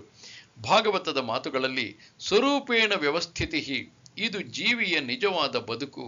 ಐಹಿಕ ಸೋಂಕಿನಿಂದ ಮಲಿನಗೊಂಡ ಆಧ್ಯಾತ್ಮಿಕ ಬದುಕಿನ ಸ್ಥಿತಿಯೇ ಮಾಯೆ. ಈ ಐಹಿಕ ಸೋಂಕಿನಿಂದ ಬಿಡುಗಡೆ ಎಂದರೆ ಜೀವಿಯ ಮೂಲ ನಿರಂತರ ಸ್ಥಿತಿಯ ವಿನಾಶ ಎಂದು ಅರ್ಥವಲ್ಲ. ಪತಂಜಲಿ ಮುನಿ ಕೈವಲ್ಯಂ ಸ್ವರೂಪ ಪ್ರತಿಷ್ಠಾವಾ ಚಿತಿಶಕ್ತಿ ರೀತಿ ಎನ್ನುವ ಮಾತುಗಳಲ್ಲಿ ಇದನ್ನು ಒಪ್ಪಿದ್ದಾರೆ. ಈ ಚಿತಿಶಕ್ತಿಯು ಅಥವಾ ಅಲೌಕಿಕ ಆನಂದವು ನಿಜವಾದ ಬದುಕು. ಇದನ್ನು ವೇದಾಂತ ಸೂತ್ರದಲ್ಲಿ ಆನಂದಮಯೋಭ್ಯಾಸಾತ್ ಎನ್ನುವ ಮಾತುಗಳಲ್ಲಿ ದೃಢಪಡಿಸಿದೆ. ಈ ಸಹಜವಾದ ದಿವ್ಯಾನಂದವು ಯೋಗದ ಅಂತಿಮ ಗುರಿ. ಭಕ್ತಿಯೋಗದ ಅನುಷ್ಠಾನದಿಂದ ಇದನ್ನು ಸುಲಭವಾಗಿ ಸಾಧಿಸಬಹುದು. ಭಗವದ್ಗೀತೆಯ 7ನೇ ಅಧ್ಯಾಯದಲ್ಲಿ ಭಕ್ತಿಯೋಗವನ್ನು ಸ್ಪಷ್ಟವಾಗಿ ವಿವರಿಸಲಾಗುತ್ತದೆ. ಈ ಅಧ್ಯಾಯದಲ್ಲಿ ವಿವರಿಸಿರುವಂತೆ ಯೋಗ ಪದ್ಧತಿಯು ಹೇಳುವ ಸಮಾಧಿಯಲ್ಲಿ 2 ಬಗೆಗಳು: ಸಂಪ್ರಜ್ಞಾತ ಸಮಾಧಿ ಮತ್ತು ಅಸಂಪ್ರಜ್ಞಾತ ಸಮಾಧಿ. ತತ್ವಜ್ಞಾನದ ವಿವಿಧ ಸಂಶೋಧನೆಗಳಿಂದ ಮನುಷ್ಯನು ಆಧ್ಯಾತ್ಮಿಕ ಸ್ಥಾನದಲ್ಲಿ ನೆಲೆಗೊಂಡಾಗ ಆತನು ಸಂಪ್ರಜ್ಞಾತ ಸಮಾಧಿಯನ್ನು ಸಾಧಿಸಿದ್ದಾನೆ ಎಂದು ಹೇಳುತ್ತಾರೆ. ಅಸಂಪ್ರಜ್ಞಾತ ಸಮಾಧಿಯಲ್ಲಿ ಐಹಿಕ ಸಂತೋಷದೊಂದಿಗೆ ಸಂಬಂಧವೇ ಇಲ್ಲ. ಏಕೆಂದರೆ ಮನುಷ್ಯನು ಆಗ ಇಂದ್ರಿಯ ಮೂಲವಾದ ಎಲ್ಲ ಸುಖವನ್ನು ಮೀರಿರುತ್ತಾನೆ. ಯೋಗಿಯು ಒಮ್ಮೆ ಆಧ್ಯಾತ್ಮಿಕ ಸ್ಥಾನದಲ್ಲಿ ನೆಲೆಗೊಂಡನೆಂದರೆ ಎಂದಿಗೂ ಅದರಿಂದ ವಿಚಲಿತನಾಗುವುದಿಲ್ಲ. ಯೋಗಿಯು ಈ ಸ್ಥಾನವನ್ನು ತಲುಪುವವರೆಗೆ ಯಶಸ್ವಿಯಲ್ಲ. ಇವತ್ತು ಯೋಗಾಭ್ಯಾಸವೆಂದು ಕರೆಸಿಕೊಳ್ಳುವ ಅಭ್ಯಾಸದಲ್ಲಿ ಹಲವು ಇಂದ್ರಿಯ ಸುಖಗಳು ಸೇರಿವೆ. ಇದು ವಿರುದ್ಧವಾದದ್ದು. ಕಾಮ ಮತ್ತು ಮದ್ಯಪಾನಗಳಲ್ಲಿ ನಿರತನಾದ ಯೋಗಿ ಬರಿಯ ಪರಿಹಾಸ್ಯವಷ್ಟೇ. ಯೋಗ ಸಾಧನೆಯಲ್ಲಿ ಸಿದ್ಧಿಗಳಿಂದ ಆಕರ್ಷಿತರಾಗುವ ಯೋಗಿಗಳು ಸಹ ಪರಿಪೂರ್ಣ ಸ್ಥಿತಿಗೆ ತಲುಪಿದವರಲ್ಲ. ಯೋಗದ ಉಪ ಉತ್ಪನ್ನಗಳಿಂದ ಯೋಗಿಗಳು ಆಕರ್ಷಿತರಾದರೆ ಈ ಶ್ಲೋಕದಲ್ಲಿ ಹೇಳಿರುವಂತೆ ಅವರು ಪರಿಪೂರ್ಣತೆಯ ಹಂತವನ್ನು ಮುಟ್ಟಲಾರರು. ಕಸರತ್ತಿನ ಸಾಹಸಗಳ ಅಥವಾ ಸಿದ್ಧಿಗಳ ಪ್ರದರ್ಶನದಲ್ಲಿ ನಿರತರಾಗುವ ವ್ಯಕ್ತಿಗಳು ಹಾಗೆ ಮಾಡಿದರೆ ಯೋಗದ ಉದ್ದೇಶವೇ ನಷ್ಟವಾಗುತ್ತದೆ ಎನ್ನುವುದನ್ನು ತಿಳಿದುಕೊಳ್ಳಬೇಕು. ಈ ಯುಗದಲ್ಲಿ ಅತ್ಯುತ್ತಮ ಯೋಗಾಭ್ಯಾಸ ಎಂದರೆ ಕೃಷ್ಣ ಪ್ರಜ್ಞೆ. ಇದು ಅರ್ಥವಾಗದ ಸಂಗತಿಯೇನೂ ಅಲ್ಲ. ಕೃಷ್ಣ ಪ್ರಜ್ಞೆ ಇರುವವನಿಗೆ ತನ್ನ ಕಾರ್ಯದಲ್ಲಿಯೇ ಎಷ್ಟು ಸುಖ ಎಂದರೆ ಆತನು ಬೇರೆ ಯಾವ ಸುಖವನ್ನು ಬಯಸುವುದಿಲ್ಲ. ಹಠಯೋಗ, ಧ್ಯಾನಯೋಗ ಮತ್ತು ಜ್ಞಾನಯೋಗಗಳನ್ನು ಅನುಷ್ಠಾನ ಮಾಡಲು ಈ ವಂಚನೆಯ ಕಾಲದಲ್ಲಂತೂ ಹಲವಾರು ಅಡ್ಡಿಗಳಿವೆ. ಆದರೆ ಕರ್ಮಯೋಗ ಅಥವಾ ಭಕ್ತಿಯೋಗವನ್ನು ಆಚರಿಸುವುದರಲ್ಲಿ ಇಂತಹ ಸಮಸ್ಯೆಗಳಿಲ್ಲ. ಐಹಿಕ ದೇಹವು ಇರುವವರೆಗೆ ಆಹಾರ, ನಿದ್ರೆ, ರಕ್ಷಣೆ ಮತ್ತು ಮೈಥುನ ಇಂತಹ ಇತರ ಅದರ ಅಗತ್ಯಗಳನ್ನು ಮನುಷ್ಯ ಪೂರೈಸಲೇಬೇಕು.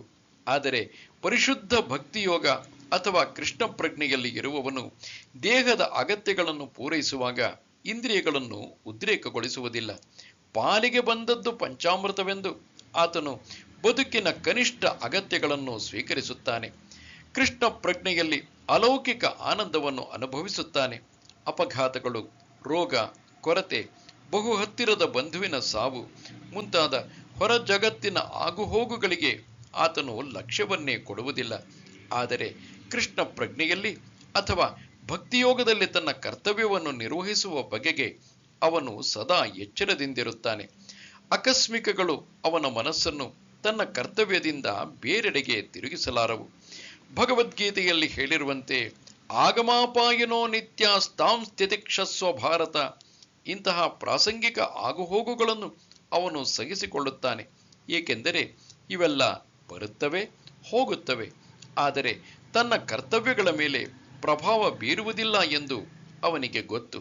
ಈ ರೀತಿಯಲ್ಲಿ ಆತನು ಯೋಗಾಭ್ಯಾಸದಲ್ಲಿ ಅತ್ಯುನ್ನತ ಪರಿಪೂರ್ಣತೆಯನ್ನು ಸಾಧಿಸುತ್ತಾನೆ. ಸ ನಿಶ್ಚಯೇನ ಯೋಕ್ತವ್ಯಃ ಯೋಗೋ ನಿರ್ವಿಣ್ಣ ಚೇತಸಾ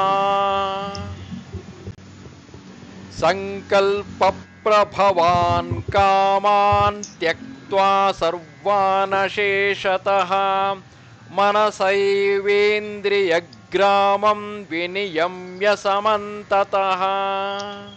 ಯೋಗಾಭ್ಯಾಸದಲ್ಲಿ ದೃಢ ಸಂಕಲ್ಪದಿಂದ ಮತ್ತು ಶ್ರದ್ಧೆಯಿಂದ ತೊಡಗಬೇಕು. ಆ ದಾರಿಯಿಂದ ಬೇರೆಡೆ ಹೋಗಬಾರದು. ಊಹಾತ್ಮಕ ಚಿಂತನೆಯಿಂದ ಹುಟ್ಟಿದ ಬಯಕೆಗಳಲ್ಲಿ ಒಂದನ್ನು ಬಿಡದೆ ದೂರ ಮಾಡಬೇಕು. ಹೀಗೆ ಎಲ್ಲ ದಿಕ್ಕುಗಳಲ್ಲಿಯೂ ಇಂದ್ರಿಯಗಳನ್ನು ನಿಯಂತ್ರಣ ಮಾಡಬೇಕು. ಯೋಗಾಭ್ಯಾಸಿಯು ದೃಢ ಸಂಕಲ್ಪ ಮಾಡಿರಬೇಕು ಮತ್ತು ವಿಚಲಿತನಾಗದೆ ತಾಳ್ಮೆಯಿಂದ ಅಭ್ಯಾಸವನ್ನು ಮುಂದುವರಿಸಬೇಕು. ಕಡೆಗೆ ಯಶಸ್ಸು ಸಿಕ್ಕುವುದು ಎಂಬ ದೃಢ ನಂಬಿಕೆ ಇರಬೇಕು. ಯಶಸ್ಸಿನ ಸಾಧನೆಯಲ್ಲಿ ವಿಳಂಬವಾದರೂ ಧೈರ್ಯಗೆಡದೆ ಇದೇ ದಾರಿಯಲ್ಲಿ ವಿಶೇಷ ಅಭ್ಯಾಸದಿಂದ ಮುಂದುವರಿಯಬೇಕು. ಕಡು ನಿಷ್ಠಾವಂತ ಅಭ್ಯಾಸಿಗೆ ಯಶಸ್ಸು ದೊರಕುತ್ತದೆ. ಭಕ್ತಿಯೋಗವನ್ನು ಕುರಿತು ರೂಪ ಗೋಸ್ವಾಮಿಯವರು ಹೀಗೆ ಹೇಳಿದ್ದಾರೆ: ಉತ್ಸಾಹ ನಿಶ್ಚಯಾದ್ವೈರ್ಯಾತ್ ತತ್ ಕರ್ಮ ಪ್ರವರ್ತನಾತ್ ಸಂಗತ್ಯಾಗಾತ್ ಸತೋ ವೃತ್ತೇಃ ಷಡ್ಭಿರ್ಭಕ್ತಿ ಪ್ರಸಿದ್ಧ್ಯತಿ. ಭಕ್ತರ ಸಹವಾಸದಲ್ಲಿ ವಿಧಿತ ಕರ್ತವ್ಯಗಳನ್ನು ಮಾಡಬೇಕು ಮತ್ತು ಸಾತ್ವಿಕ ಕಾರ್ಯಗಳಲ್ಲಿಯೇ ಸಂಪೂರ್ಣವಾಗಿ ತೊಡಗಬೇಕು. ಹೀಗೆ ಮಾಡುವ ಮನುಷ್ಯನು ಭಕ್ತಿಯೋಗದ ಪ್ರಕ್ರಿಯೆಯನ್ನು ಯಶಸ್ವಿಯಾಗಿ ಹೃದಯವನ್ನು ತುಂಬಿದ ಉತ್ಸಾಹ, ನಿರಂತರ ಪ್ರಯತ್ನ ಮತ್ತು ದೃಢ ಸಂಕಲ್ಪಗಳಿಂದ ಕಾರ್ಯಗತ ಮಾಡಬಹುದು. ದೃಢ ಸಂಕಲ್ಪದ ವಿಷಯ ಹೇಳಬೇಕೆಂದರೆ ಸಮುದ್ರದ ಅಲೆಗಳಲ್ಲಿ ಮೊಟ್ಟೆಗಳನ್ನು ಕಳೆದುಕೊಂಡ ಗುಬ್ಬಚ್ಚಿಯ ಮೇಲ್ಪಂಕ್ತಿಯನ್ನು ಅನುಸರಿಸಬೇಕು.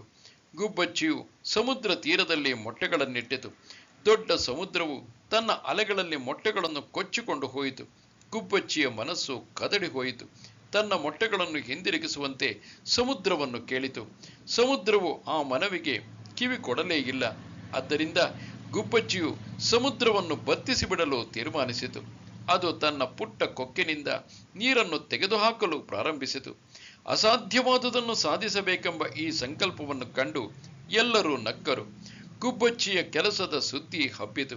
ಕಡೆಗೆ ಶ್ರೀ ವಿಷ್ಣುವಿನ ಬೃಹದಾಕಾರದ ವಾಹನ ಗರುಡನಿಗೆ ಇದು ತಿಳಿಯಿತು. ಅವನಿಗೆ ತನ್ನ ಈ ಪುಟ್ಟ ಸೋದರಿ ಹಕ್ಕಿಯ ವಿಷಯದಲ್ಲಿ ಅನುಕಂಪವಾಯಿತು. ಅವನು ಗುಬ್ಬಚ್ಚಿಯನ್ನು ನೋಡಲು ಬಂದನು. ಪುಟ್ಟ ಗುಬ್ಬಚ್ಚಿಯ ಸಂಕಲ್ಪವನ್ನು ನೋಡಿ ಅವನಿಗೆ ತುಂಬಾ ಸಂತೋಷವಾಯಿತು. ಅವನು ನೆರವಾಗುವೆನೆಂದು ಮಾತುಕೊಟ್ಟು ಸಮುದ್ರವು ಗುಬ್ಬಚ್ಚಿಯ ಮೊಟ್ಟೆಗಳನ್ನು ಹಿಂದಿರುಗಿಸದಿದ್ದರೆ ತಾನೇ ಗುಬ್ಬಚ್ಚಿಯ ಕೆಲಸವನ್ನು ಕೈಗೊಳ್ಳಬೇಕಾಗುತ್ತದೆ ಎಂದು ಎಚ್ಚರಿಕೆ ಕೊಟ್ಟ. ಸಮುದ್ರವು ಹೆದರಿ ಮೊಟ್ಟೆಗಳನ್ನು ಹಿಂದಕ್ಕೆ ಕೊಟ್ಟಿತು. ಹೀಗೆ ಗರುಡನ ಕೃಪೆಯಿಂದ ಗುಬ್ಬಚ್ಚಿಗೆ ಸುಖವಾಯಿತು. ಹೀಗೆಯೇ ಯೋಗಾಭ್ಯಾಸವು, ಅದರಲ್ಲಿಯೂ ಕೃಷ್ಣ ಪ್ರಜ್ಞೆಯಲ್ಲಿನ ಭಕ್ತಿಯೋಗವು ತುಂಬಾ ಕಠಿಣವಾದದ್ದು ಎಂದು ತೋರಬಹುದು. ಆದರೆ ಯಾರಾದರೂ ಗಟ್ಟಿ ಸಂಕಲ್ಪದಿಂದ ತತ್ವಗಳನ್ನು ಅನುಸರಿಸಿದರೆ ನಿಶ್ಚಯವಾಗಿಯೂ ಭಗವಂತನು ಸಹಾಯ ಮಾಡುತ್ತಾನೆ. ಏಕೆಂದರೆ ತಮಗೆ ತಾವೇ ನೆರವಾಗುವವರಿಗೆ ಭಗವಂತನು ನೆರವಾಗುತ್ತಾನೆ. ಶನೈಃ ಶನೈರುಪರಮೇತ್ ಬುದ್ಧ್ಯಾ ಧೃತಿಗೃಹೀತಯಾ ಆತ್ಮಸಂಸ್ಥಂ ಮನಃ ಕೃತ್ವಾ ನ ಕಿಂಚಿದಪಿ ಚಿಂತಯೇತ್. ಕ್ರಮಕ್ರಮವಾಗಿ ಹೆಜ್ಜೆ ಹೆಜ್ಜೆಯಾಗಿ ಸಂಪೂರ್ಣ ಸ್ಥೈರ್ಯವನ್ನು ಆಧಾರ ಮಾಡಿಕೊಂಡ ಬುದ್ಧಿಶಕ್ತಿಯ ಮೂಲಕ ಮನುಷ್ಯನು ಸಮಾಧಿ ಸ್ಥಿತಿಯಲ್ಲಿ ನಿಲ್ಲಬೇಕು. ಹೀಗೆ ಮನಸ್ಸನ್ನು ಆತ್ಮದಲ್ಲಿಯೇ ಸ್ಥಿರವಾಗಿ ನಿಲ್ಲಿಸಬೇಕು. ಬೇರೇನನ್ನು ಕುರಿತು ಯೋಚಿಸಬಾರದು. ಸೂಕ್ತವಾದ ದೃಢ ನಂಬಿಕೆ ಮತ್ತು ಬುದ್ಧಿಶಕ್ತಿಗಳ ಮೂಲಕ ಮನುಷ್ಯನು ಕ್ರಮಕ್ರಮವಾಗಿ ಇಂದ್ರಿಯಗಳ ಕಾರ್ಯಗಳನ್ನು ನಿಲ್ಲಿಸಬೇಕು. ಇದಕ್ಕೆ ಪ್ರತ್ಯಾಹಾರ ಎಂದು ಹೆಸರು. ದೃಢ ನಂಬಿಕೆ, ಧ್ಯಾನ ಮತ್ತು ಇಂದ್ರಿಯಗಳ ಕಾರ್ಯಗಳನ್ನು ಕೊನೆಗಾಣಿಸುವುದರಿಂದ ನಿಯಂತ್ರಿತವಾದ ಮನಸ್ಸನ್ನು ಸಮಾಧಿಯಲ್ಲಿ ನೆಲೆಗೊಳಿಸಬೇಕು. ಆಗ ಬದುಕಿನ ಐಹಿಕ ಪರಿಕಲ್ಪನೆಯಲ್ಲಿ ತೊಡಗಿಕೊಳ್ಳುವ ಅಪಾಯವಿರುವುದಿಲ್ಲ. ಬೇರೆ ರೀತಿಯಲ್ಲಿ ಹೇಳುವುದಾದರೆ, ಐಹಿಕ ದೇಹವಿರುವಷ್ಟು ಕಾಲವೂ ಮನುಷ್ಯನು ಜಡವಸ್ತುವಿನೊಡನೆ ಸಂಬಂಧ ಹೊಂದಿದ್ದರೂ ಇಂದ್ರಿಯ ತೃಪ್ತಿಯ ವಿಷಯವನ್ನು ಯೋಚಿಸಲೇಬಾರದು. ಪರಮಾತ್ಮನ ಆನಂದವನ್ನು ಬಿಟ್ಟು ಬೇರೆ ಯಾವುದೇ ಸಂತೋಷವನ್ನು ಕುರಿತು ಯೋಚಿಸಬಾರದು. ನೇರವಾಗಿ ಕೃಷ್ಣ ಪ್ರಜ್ಞೆಯನ್ನು ಅಭ್ಯಾಸ ಮಾಡುವುದರಿಂದ ಸುಲಭವಾಗಿ ಈ ಸ್ಥಿತಿಯನ್ನು ಮುಟ್ಟಬಹುದು. ಯತೋ ಯತೋ ನಿಶ್ಚರತಿ ಮನಶ್ಚಂಚಲಮಸ್ಥಿರಂ ತತಸ್ತತೋ ನಿಯಮ್ಯೈತತ್ ಆತ್ಮನ್ಯೇವ ವಶಂ ನಯೇತ್. ಮನಸ್ಸು ತನ್ನ ಚಂಚಲವಾದ ಮತ್ತು ಅಸ್ಥಿರವಾದ ಸ್ವಭಾವದ ದೆಸೆಯಿಂದ ಎಲ್ಲೆಲ್ಲೇ ಅಲೆದಾಡಲಿ ಮನುಷ್ಯನು ಅದನ್ನು ಹಿಂದಕ್ಕೆ ಸೆಳೆದು ಆತ್ಮದ ನಿಯಂತ್ರಣಕ್ಕೆ ಒಳಪಡಿಸಬೇಕು. ಮನಸ್ಸಿನ ಸ್ವಭಾವ ಚಂಚಲವಾದದ್ದು ಮತ್ತು ಅಸ್ಥಿರವಾದದ್ದು. ಆದರೆ ಆತ್ಮಸಾಕ್ಷಾತ್ಕಾರವಾದ ಯೋಗಿಯು ಮನಸ್ಸನ್ನು ನಿಯಂತ್ರಿಸಬೇಕು. ಅವನನ್ನು ಮನಸ್ಸು ನಿಯಂತ್ರಿಸಬಾರದು. ಮನಸ್ಸನ್ನು ಮತ್ತು ಇಂದ್ರಿಯಗಳನ್ನು ಸಹ ನಿಯಂತ್ರಿಸುವವನನ್ನು ಗೋಸ್ವಾಮಿ ಅಥವಾ ಸ್ವಾಮಿ ಎಂದು ಕರೆಯುತ್ತಾರೆ. ಮನಸ್ಸಿನ ನಿಯಂತ್ರಣಕ್ಕೆ ಒಳಗಾದವನನ್ನು ಗೋದಾಸ ಅಥವಾ ಇಂದ್ರಿಯಗಳ ದಾಸ ಎಂದು ಕರೆಯುತ್ತಾರೆ. ಗೋಸ್ವಾಮಿಯಾದವನಿಗೆ ಇಂದ್ರಿಯ ಸುಖದ ಮಟ್ಟವು ತಿಳಿದಿರುತ್ತದೆ. ಆಧ್ಯಾತ್ಮಿಕ ಇಂದ್ರಿಯ ಸುಖದಲ್ಲಿ ಇಂದ್ರಿಯಗಳು ಋಷಿಕೇಶನ ಅಥವಾ ಇಂದ್ರಿಯಗಳ ಪರಮ ಸ್ವಾಮಿಯಾದ ಕೃಷ್ಣನ ಸೇವೆಯಲ್ಲಿ ತೊಡಗಿರುತ್ತವೆ. ಪರಿಶುದ್ಧಗೊಂಡ ಇಂದ್ರಿಯಗಳಿಂದ ಕೃಷ್ಣ ಸೇವೆ ಮಾಡುವುದನ್ನು ಕೃಷ್ಣ ಪ್ರಜ್ಞೆ ಎಂದು ಕರೆಯುತ್ತಾರೆ. ಇಂದ್ರಿಯಗಳನ್ನು ಸಂಪೂರ್ಣ ನಿಯಂತ್ರಣಕ್ಕೆ ಒಳಪಡಿಸುವ ರೀತಿ ಇದೆ. ಇನ್ನೂ ಮುಖ್ಯವಾದ ಸಂಗತಿ ಎಂದರೆ ಇದೇ ಯೋಗಾಭ್ಯಾಸದ ಅತ್ಯುನ್ನತ ಪರಿಪೂರ್ಣತೆ. ಪ್ರಶಾಂತ ಮನಸಂ ಹೀನಂ ಯೋಗಿನಂ ಸುಖಮುತ್ತಮಂ ಉಪೈತಿ ಶಾಂತ ರಜಸಂ ಬ್ರಹ್ಮಭೂತಮಕಲ್ಮಷಂ. ತನ್ನಲ್ಲಿ ಮನಸ್ಸನ್ನು ನಿಲ್ಲಿಸಿದ ಯೋಗಿಯು ನನ್ನಲ್ಲಿ ಮನಸ್ಸನ್ನು ನಿಲ್ಲಿಸಿದ ಯೋಗಿಯು ನಿಶ್ಚಯವಾಗಿಯೂ ಅಲೌಕಿಕ ಸುಖದ ಅತ್ಯುನ್ನತ ಪರಿಪೂರ್ಣತೆಯನ್ನು ಮುಟ್ಟುತ್ತಾನೆ. ಆತನು ರಜೋಗುಣವನ್ನು ಮೀರಿದವನು. ಆತನು ಪರಮೋನ್ನತನೊಂದಿಗೆ ತನ್ನ ಗುಣಾತ್ಮಕ ಏಕತ್ವವನ್ನು ಸಾಧಿಸುತ್ತಾನೆ. ಹೀಗೆ ಅವನು ಹಿಂದಿನ ಕರ್ಮಗಳ ಫಲಗಳಿಂದ ಬಿಡುಗಡೆ ಹೊಂದುತ್ತಾನೆ. ಬ್ರಹ್ಮಭೂತ ಎಂದರೆ ಐಹಿಕ ಕಶ್ಮಲ ಸಂಪರ್ಕದಿಂದ ಮುಕ್ತನಾಗಿ ಭಗವಂತನ ಅಲೌಕಿಕ ಸೇವೆಯಲ್ಲಿ ಸ್ಥಿರವಾಗಿರುವುದು. ಮದ್ಭಕ್ತಿಂ ಲಭತೆ ಪರಾಂ. ಮನುಷ್ಯನ ಮನಸ್ಸು ಭಗವಂತನ ಚರಣಕಮಲಗಳಲ್ಲಿ ಸ್ಥಿರವಾಗಿ ನಿಲ್ಲುವವರೆಗೆ ಬ್ರಹ್ಮನ್ನ ಗುಣದಲ್ಲಿ ಅವನು ನಿಲ್ಲಲಾರನು. ಸವೈ ಮನಃ ಕೃಷ್ಣ ಪದಾರವಿಂದಯೋಹು. ಸದಾ ಭಗವಂತನ ಅಲೌಕಿಕ ಪ್ರೇಮ ಸೇವೆಯಲ್ಲಿ ನಿರತವಾಗಿರುವುದು ಅಥವಾ ಕೃಷ್ಣ ಪ್ರಜ್ಞೆಯಲ್ಲಿ ಇರುವುದು ಎಂದರೆ ವಾಸ್ತವವಾಗಿ ರಜೋಗುಣದಿಂದ ಮತ್ತು ಎಲ್ಲ ಐಹಿಕ ಕಲ್ಮಶದಿಂದ ಬಿಡುಗಡೆ ಹೊಂದುವುದು. ಯುಂಜನ್ನೇವಂ ಸದಾತ್ಮಾನಂ ಯೋಗಿ ವಿಗತ ಕಲ್ಮಷಃ ಸುಖೇನ ಬ್ರಹ್ಮ ಸಂಸ್ಪರ್ಶಂ ಅತ್ಯಂತಂ ಸುಖಮಶ್ನುತೆ. ಸದಾ ಯೋಗಾಭ್ಯಾಸದಲ್ಲಿ ನಿರತನಾದ ಆತ್ಮಸಂಯಮಿಯಾದ ಯೋಗಿಯು ಎಲ್ಲ ಐಹಿಕ ಕಲ್ಮಶದಿಂದ ಮುಕ್ತನಾಗಿ ಭಗವಂತನ ಅಲೌಕಿಕ ಪ್ರೇಮ ಸೇವೆಯಲ್ಲಿ ಪರಿಪೂರ್ಣ ಸುಖದ ಅತ್ಯುನ್ನತ ಹಂತವನ್ನು ತಲುಪುತ್ತಾನೆ. ಇಲ್ಲಿ ಆತ್ಮ ಸಾಕ್ಷಾತ್ಕಾರ ಎಂದರೆ ಪರಮ ಪ್ರಭುವಿನೊಂದಿಗೆ ಮನುಷ್ಯನಿಗೆ ಇರುವ ಸಂಬಂಧದ ಸಹಜ ಸ್ವರೂಪವನ್ನು ತಿಳಿದುಕೊಳ್ಳುವುದು. ವೈಯಕ್ತಿಕ ಆತ್ಮವು ಪರಮ ಪ್ರಭುವಿನ ವಿಭಿನ್ನ ಅಂಶ. ಅದರ ಸ್ಥಾನವೆಂದರೆ ಭಗವಂತನಿಗೆ ಅಲೌಕಿಕ ಸೇವೆಯನ್ನು ಮಾಡುವುದು. ಪರಮ ಪ್ರಭುವಿನೊಂದಿಗೆ ಈ ದಿವ್ಯ ಸಂಪರ್ಕಕ್ಕೆ ಬ್ರಹ್ಮ ಸಂಸ್ಪರ್ಶ ಎಂದು ಹೆಸರು. ಸರ್ವಭೂತಸ್ಥಮಾತ್ಮಾನಂ ಸರ್ವಭೂತಾನಿ ಚಾತ್ಮನಿ ಈಕ್ಷತೆ ಯೋಗಯುಕ್ತಾತ್ಮ ಸರ್ವತ್ರ ಸಮದರ್ಶನಃ. ನಿಜವಾದ ಯೋಗಿಯು ಎಲ್ಲ ಜೀವಿಗಳಲ್ಲಿಯೂ ನನ್ನನ್ನು ಕಾಣುತ್ತಾನೆ ಮತ್ತು ನನ್ನಲ್ಲಿ ಎಲ್ಲ ಜೀವಿಗಳನ್ನು ಕಾಣುತ್ತಾನೆ. ವಾಸ್ತವವಾಗಿ ಆತ್ಮಸಾಕ್ಷಾತ್ಕಾರವನ್ನು ಪಡೆದ ಮನುಷ್ಯನು ಪರಮ ಪ್ರಭುವಾದ ನನ್ನನ್ನೇ ಎಲ್ಲೆಲ್ಲಿಯೂ ಕಾಣುತ್ತಾನೆ. ಕೃಷ್ಣ ಪ್ರಜ್ಞೆಗಿರುವ ಯೋಗಿಯು ಪರಿಪೂರ್ಣ ದೃಷ್ಟಾರನು, ಏಕೆಂದರೆ ಅವನು ಪರಮ ಪ್ರಭುವಾದ ಕೃಷ್ಣನು ಪರಮಾತ್ಮನಾಗಿ ಎಲ್ಲರ ಹೃದಯಗಳಲ್ಲಿ ನೆಲೆಸಿರುವುದನ್ನು ಕಾಣುತ್ತಾನೆ. ಈಶ್ವರ ಸರ್ವಭೂತಾನಾಂ ಹೃದ್ದೇಶೇರ್ಜುನ ತಿಷ್ಠತಿ. ಪರಮಾತ್ಮ ಸ್ವರೂಪನಾದ ಭಗವಂತನು ಒಂದು ನಾಯಿಯ ಹೃದಯದಲ್ಲಿಯೂ ಒಬ್ಬ ಬ್ರಾಹ್ಮಣನ ಹೃದಯದಲ್ಲಿಯೂ ನೆಲೆಸಿರುತ್ತಾನೆ. ಪರಿಪೂರ್ಣ ಯೋಗಿಗೆ ಭಗವಂತನು ನಿರಂತರನಾಗಿ ಅಲೌಕಿಕನಾದವನು ಮತ್ತು ನಾಯಿಯಲ್ಲಾಗಲಿ ಬ್ರಾಹ್ಮಣನಲ್ಲಾಗಲಿ ಇರುವುದರಿಂದ ಅವನಿಗೆ ಯಾವ ಪರಿಣಾಮವೂ ಇಲ್ಲ ಎನ್ನುವುದು ತಿಳಿದಿರುತ್ತದೆ. ಇದು ಭಗವಂತನ ಪರಮ ತಾಟಸ್ಥ್ಯ.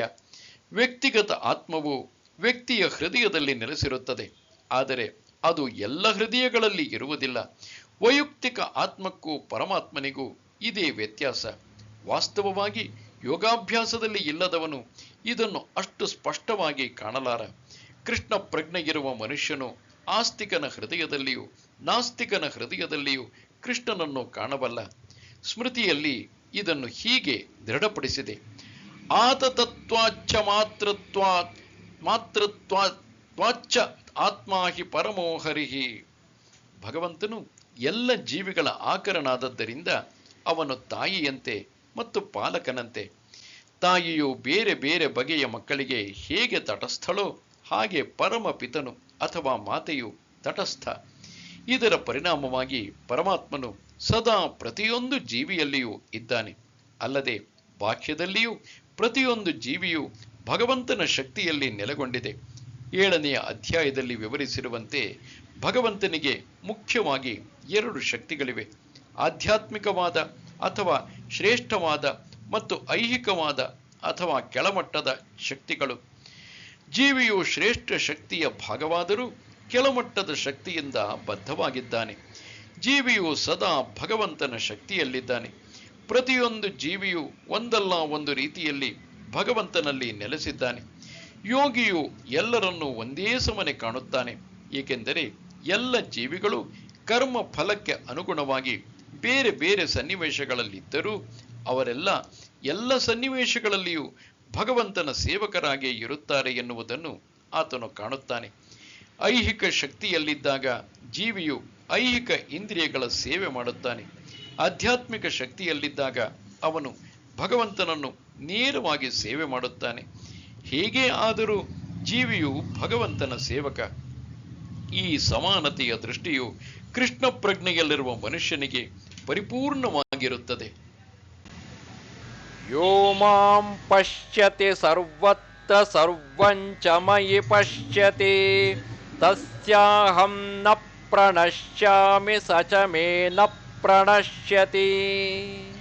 ಯಾರು ನನ್ನನ್ನು ಎಲ್ಲೆಲ್ಲಿಯೂ ಕಾಣುತ್ತಾನೆಯೋ ಮತ್ತು ನನ್ನಲ್ಲಿ ಎಲ್ಲವನ್ನೂ ಕಾಣುತ್ತಾನೋ ಅವನು ನನ್ನನ್ನು ಯಾವಾಗಲೂ ಕಳೆದುಕೊಳ್ಳುವುದಿಲ್ಲ, ನಾನು ಅವನನ್ನು ಯಾವಾಗಲೂ ಕಳೆದುಕೊಳ್ಳುವುದಿಲ್ಲ. ಕೃಷ್ಣ ಪ್ರಜ್ಞೆಯಲ್ಲಿರುವ ಮನುಷ್ಯನು ನಿಶ್ಚಯವಾಗಿಯೂ ಎಲ್ಲೆಲ್ಲಿಯೂ ಕೃಷ್ಣನನ್ನು ಕಾಣುತ್ತಾನೆ ಮತ್ತು ಕೃಷ್ಣನಲ್ಲಿ ಎಲ್ಲವನ್ನೂ ಕಾಣುತ್ತಾನೆ. ಇಂತಹ ಮನುಷ್ಯನು ಐಹಿಕ ಪ್ರಕೃತಿಯ ಪ್ರತ್ಯೇಕ ಅಭಿವ್ಯಕ್ತಿಗಳನ್ನು ನೋಡುವಂತೆ ತೋರಬಹುದು, ಆದರೆ ಪ್ರತಿಯೊಂದು ಬಾರಿಯೂ ಆತನಿಗೆ ಕೃಷ್ಣನ ಅರಿವಿರುತ್ತದೆ, ಏಕೆಂದರೆ ಪ್ರತಿಯೊಂದು ಕೃಷ್ಣನ ಶಕ್ತಿಯ ಅಭಿವ್ಯಕ್ತಿ ಎಂದು ಅವನಿಗೆ ತಿಳಿದಿರುತ್ತದೆ. ಕೃಷ್ಣನಿಲ್ಲದೆ ಯಾವುದೂ ಇರುವಂತಿಲ್ಲ. ಕೃಷ್ಣನು ಎಲ್ಲದರ ಒಡೆಯ. ಇದು ಕೃಷ್ಣ ಪ್ರಜ್ಞೆಯ ಮೂಲ ತತ್ವ. ಕೃಷ್ಣ ಪ್ರಜ್ಞೆಯು ಕೃಷ್ಣ ಪ್ರೇಮದ ವರ್ಧನೆ. ಈ ಸ್ಥಿತಿಯು ಐಹಿಕ ಮೋಕ್ಷವನ್ನು ಮೀರಿದ ಸ್ಥಿತಿ. ಆತ್ಮಸಾಕ್ಷಾತ್ಕಾರವನ್ನು ಮೀರಿದ ಕೃಷ್ಣ ಪ್ರಜ್ಞೆಯ ಈ ಹಂತದಲ್ಲಿ ಭಕ್ತನು ಕೃಷ್ಣನೊಂದಿಗೆ ಒಂದಾಗುತ್ತಾನೆ. ಇದು ಹೇಗೆಂದರೆ, ಭಕ್ತನಿಗೆ ಕೃಷ್ಣನೇ ಸರ್ವಸ್ವವಾಗುತ್ತಾನೆ ಮತ್ತು ಕೃಷ್ಣ ಪ್ರೇಮದಲ್ಲಿ ಭಕ್ತನು ಸಂಪೂರ್ಣನಾಗುತ್ತಾನೆ. ಆಗ ಭಗವಂತ ಭಕ್ತರ ನಡುವೆ ಒಂದು ಆತ್ಮೀಯ ಸಂಬಂಧವಿರುತ್ತದೆ. ಈ ಘಟ್ಟದಲ್ಲಿ ಜೀವಿಯನ್ನು ನಾಶ ಮಾಡಲು ಸಾಧ್ಯವೇ ಇಲ್ಲ. ದೇವೋತ್ತಮ ಪುರುಷನು ಭಕ್ತನ ದೃಷ್ಟಿಯಿಂದ ಮರೆಯಾಗುವುದೇ ಇಲ್ಲ. ಕೃಷ್ಣನಲ್ಲಿ ಲೀನವಾಗುವುದೆಂದರೆ ಆಧ್ಯಾತ್ಮಿಕ ವಿನಾಶ. ಭಕ್ತನು ಇಂತಹ ಅಪಾಯಕ್ಕೆ ಅವಕಾಶ ಕೊಡುವುದೇ ಇಲ್ಲ. ಬ್ರಹ್ಮ ಸಂಹಿತೆಯಲ್ಲಿ ಹೀಗೆ ಹೇಳಿದೆ: ಪ್ರೇಮಾಂಜನ ಚುರಿತ ಭಕ್ತಿ ವಿಲೋಚನೇನ ಸಂತ ಸದೈವ ಹೃದಯೇಶು ವಿಲೋಕಯಂತಿ ಯಂ ಶ್ಯಾಮ ಸುಂದರಂ ಅಚಿಂತ್ಯ ಗುಣಸ್ವರೂಪಂ ಗೋವಿಂದಮಾದಿಪುರುಷಂ ತಮಹಂ ಭಜಾಮಿ. ಆದಿಪುರುಷನಾದ ಗೋವಿಂದನನ್ನು ನಾನು ಪೂಜಿಸುತ್ತೇನೆ. ಪ್ರೇಮಾಂಜನವನ್ನು ಕಣ್ಣಿಗೆ ಲೇಪಿಸಿಕೊಂಡ ಭಕ್ತನು ಸದಾ ಅವನನ್ನು ನೋಡುತ್ತಾನೆ.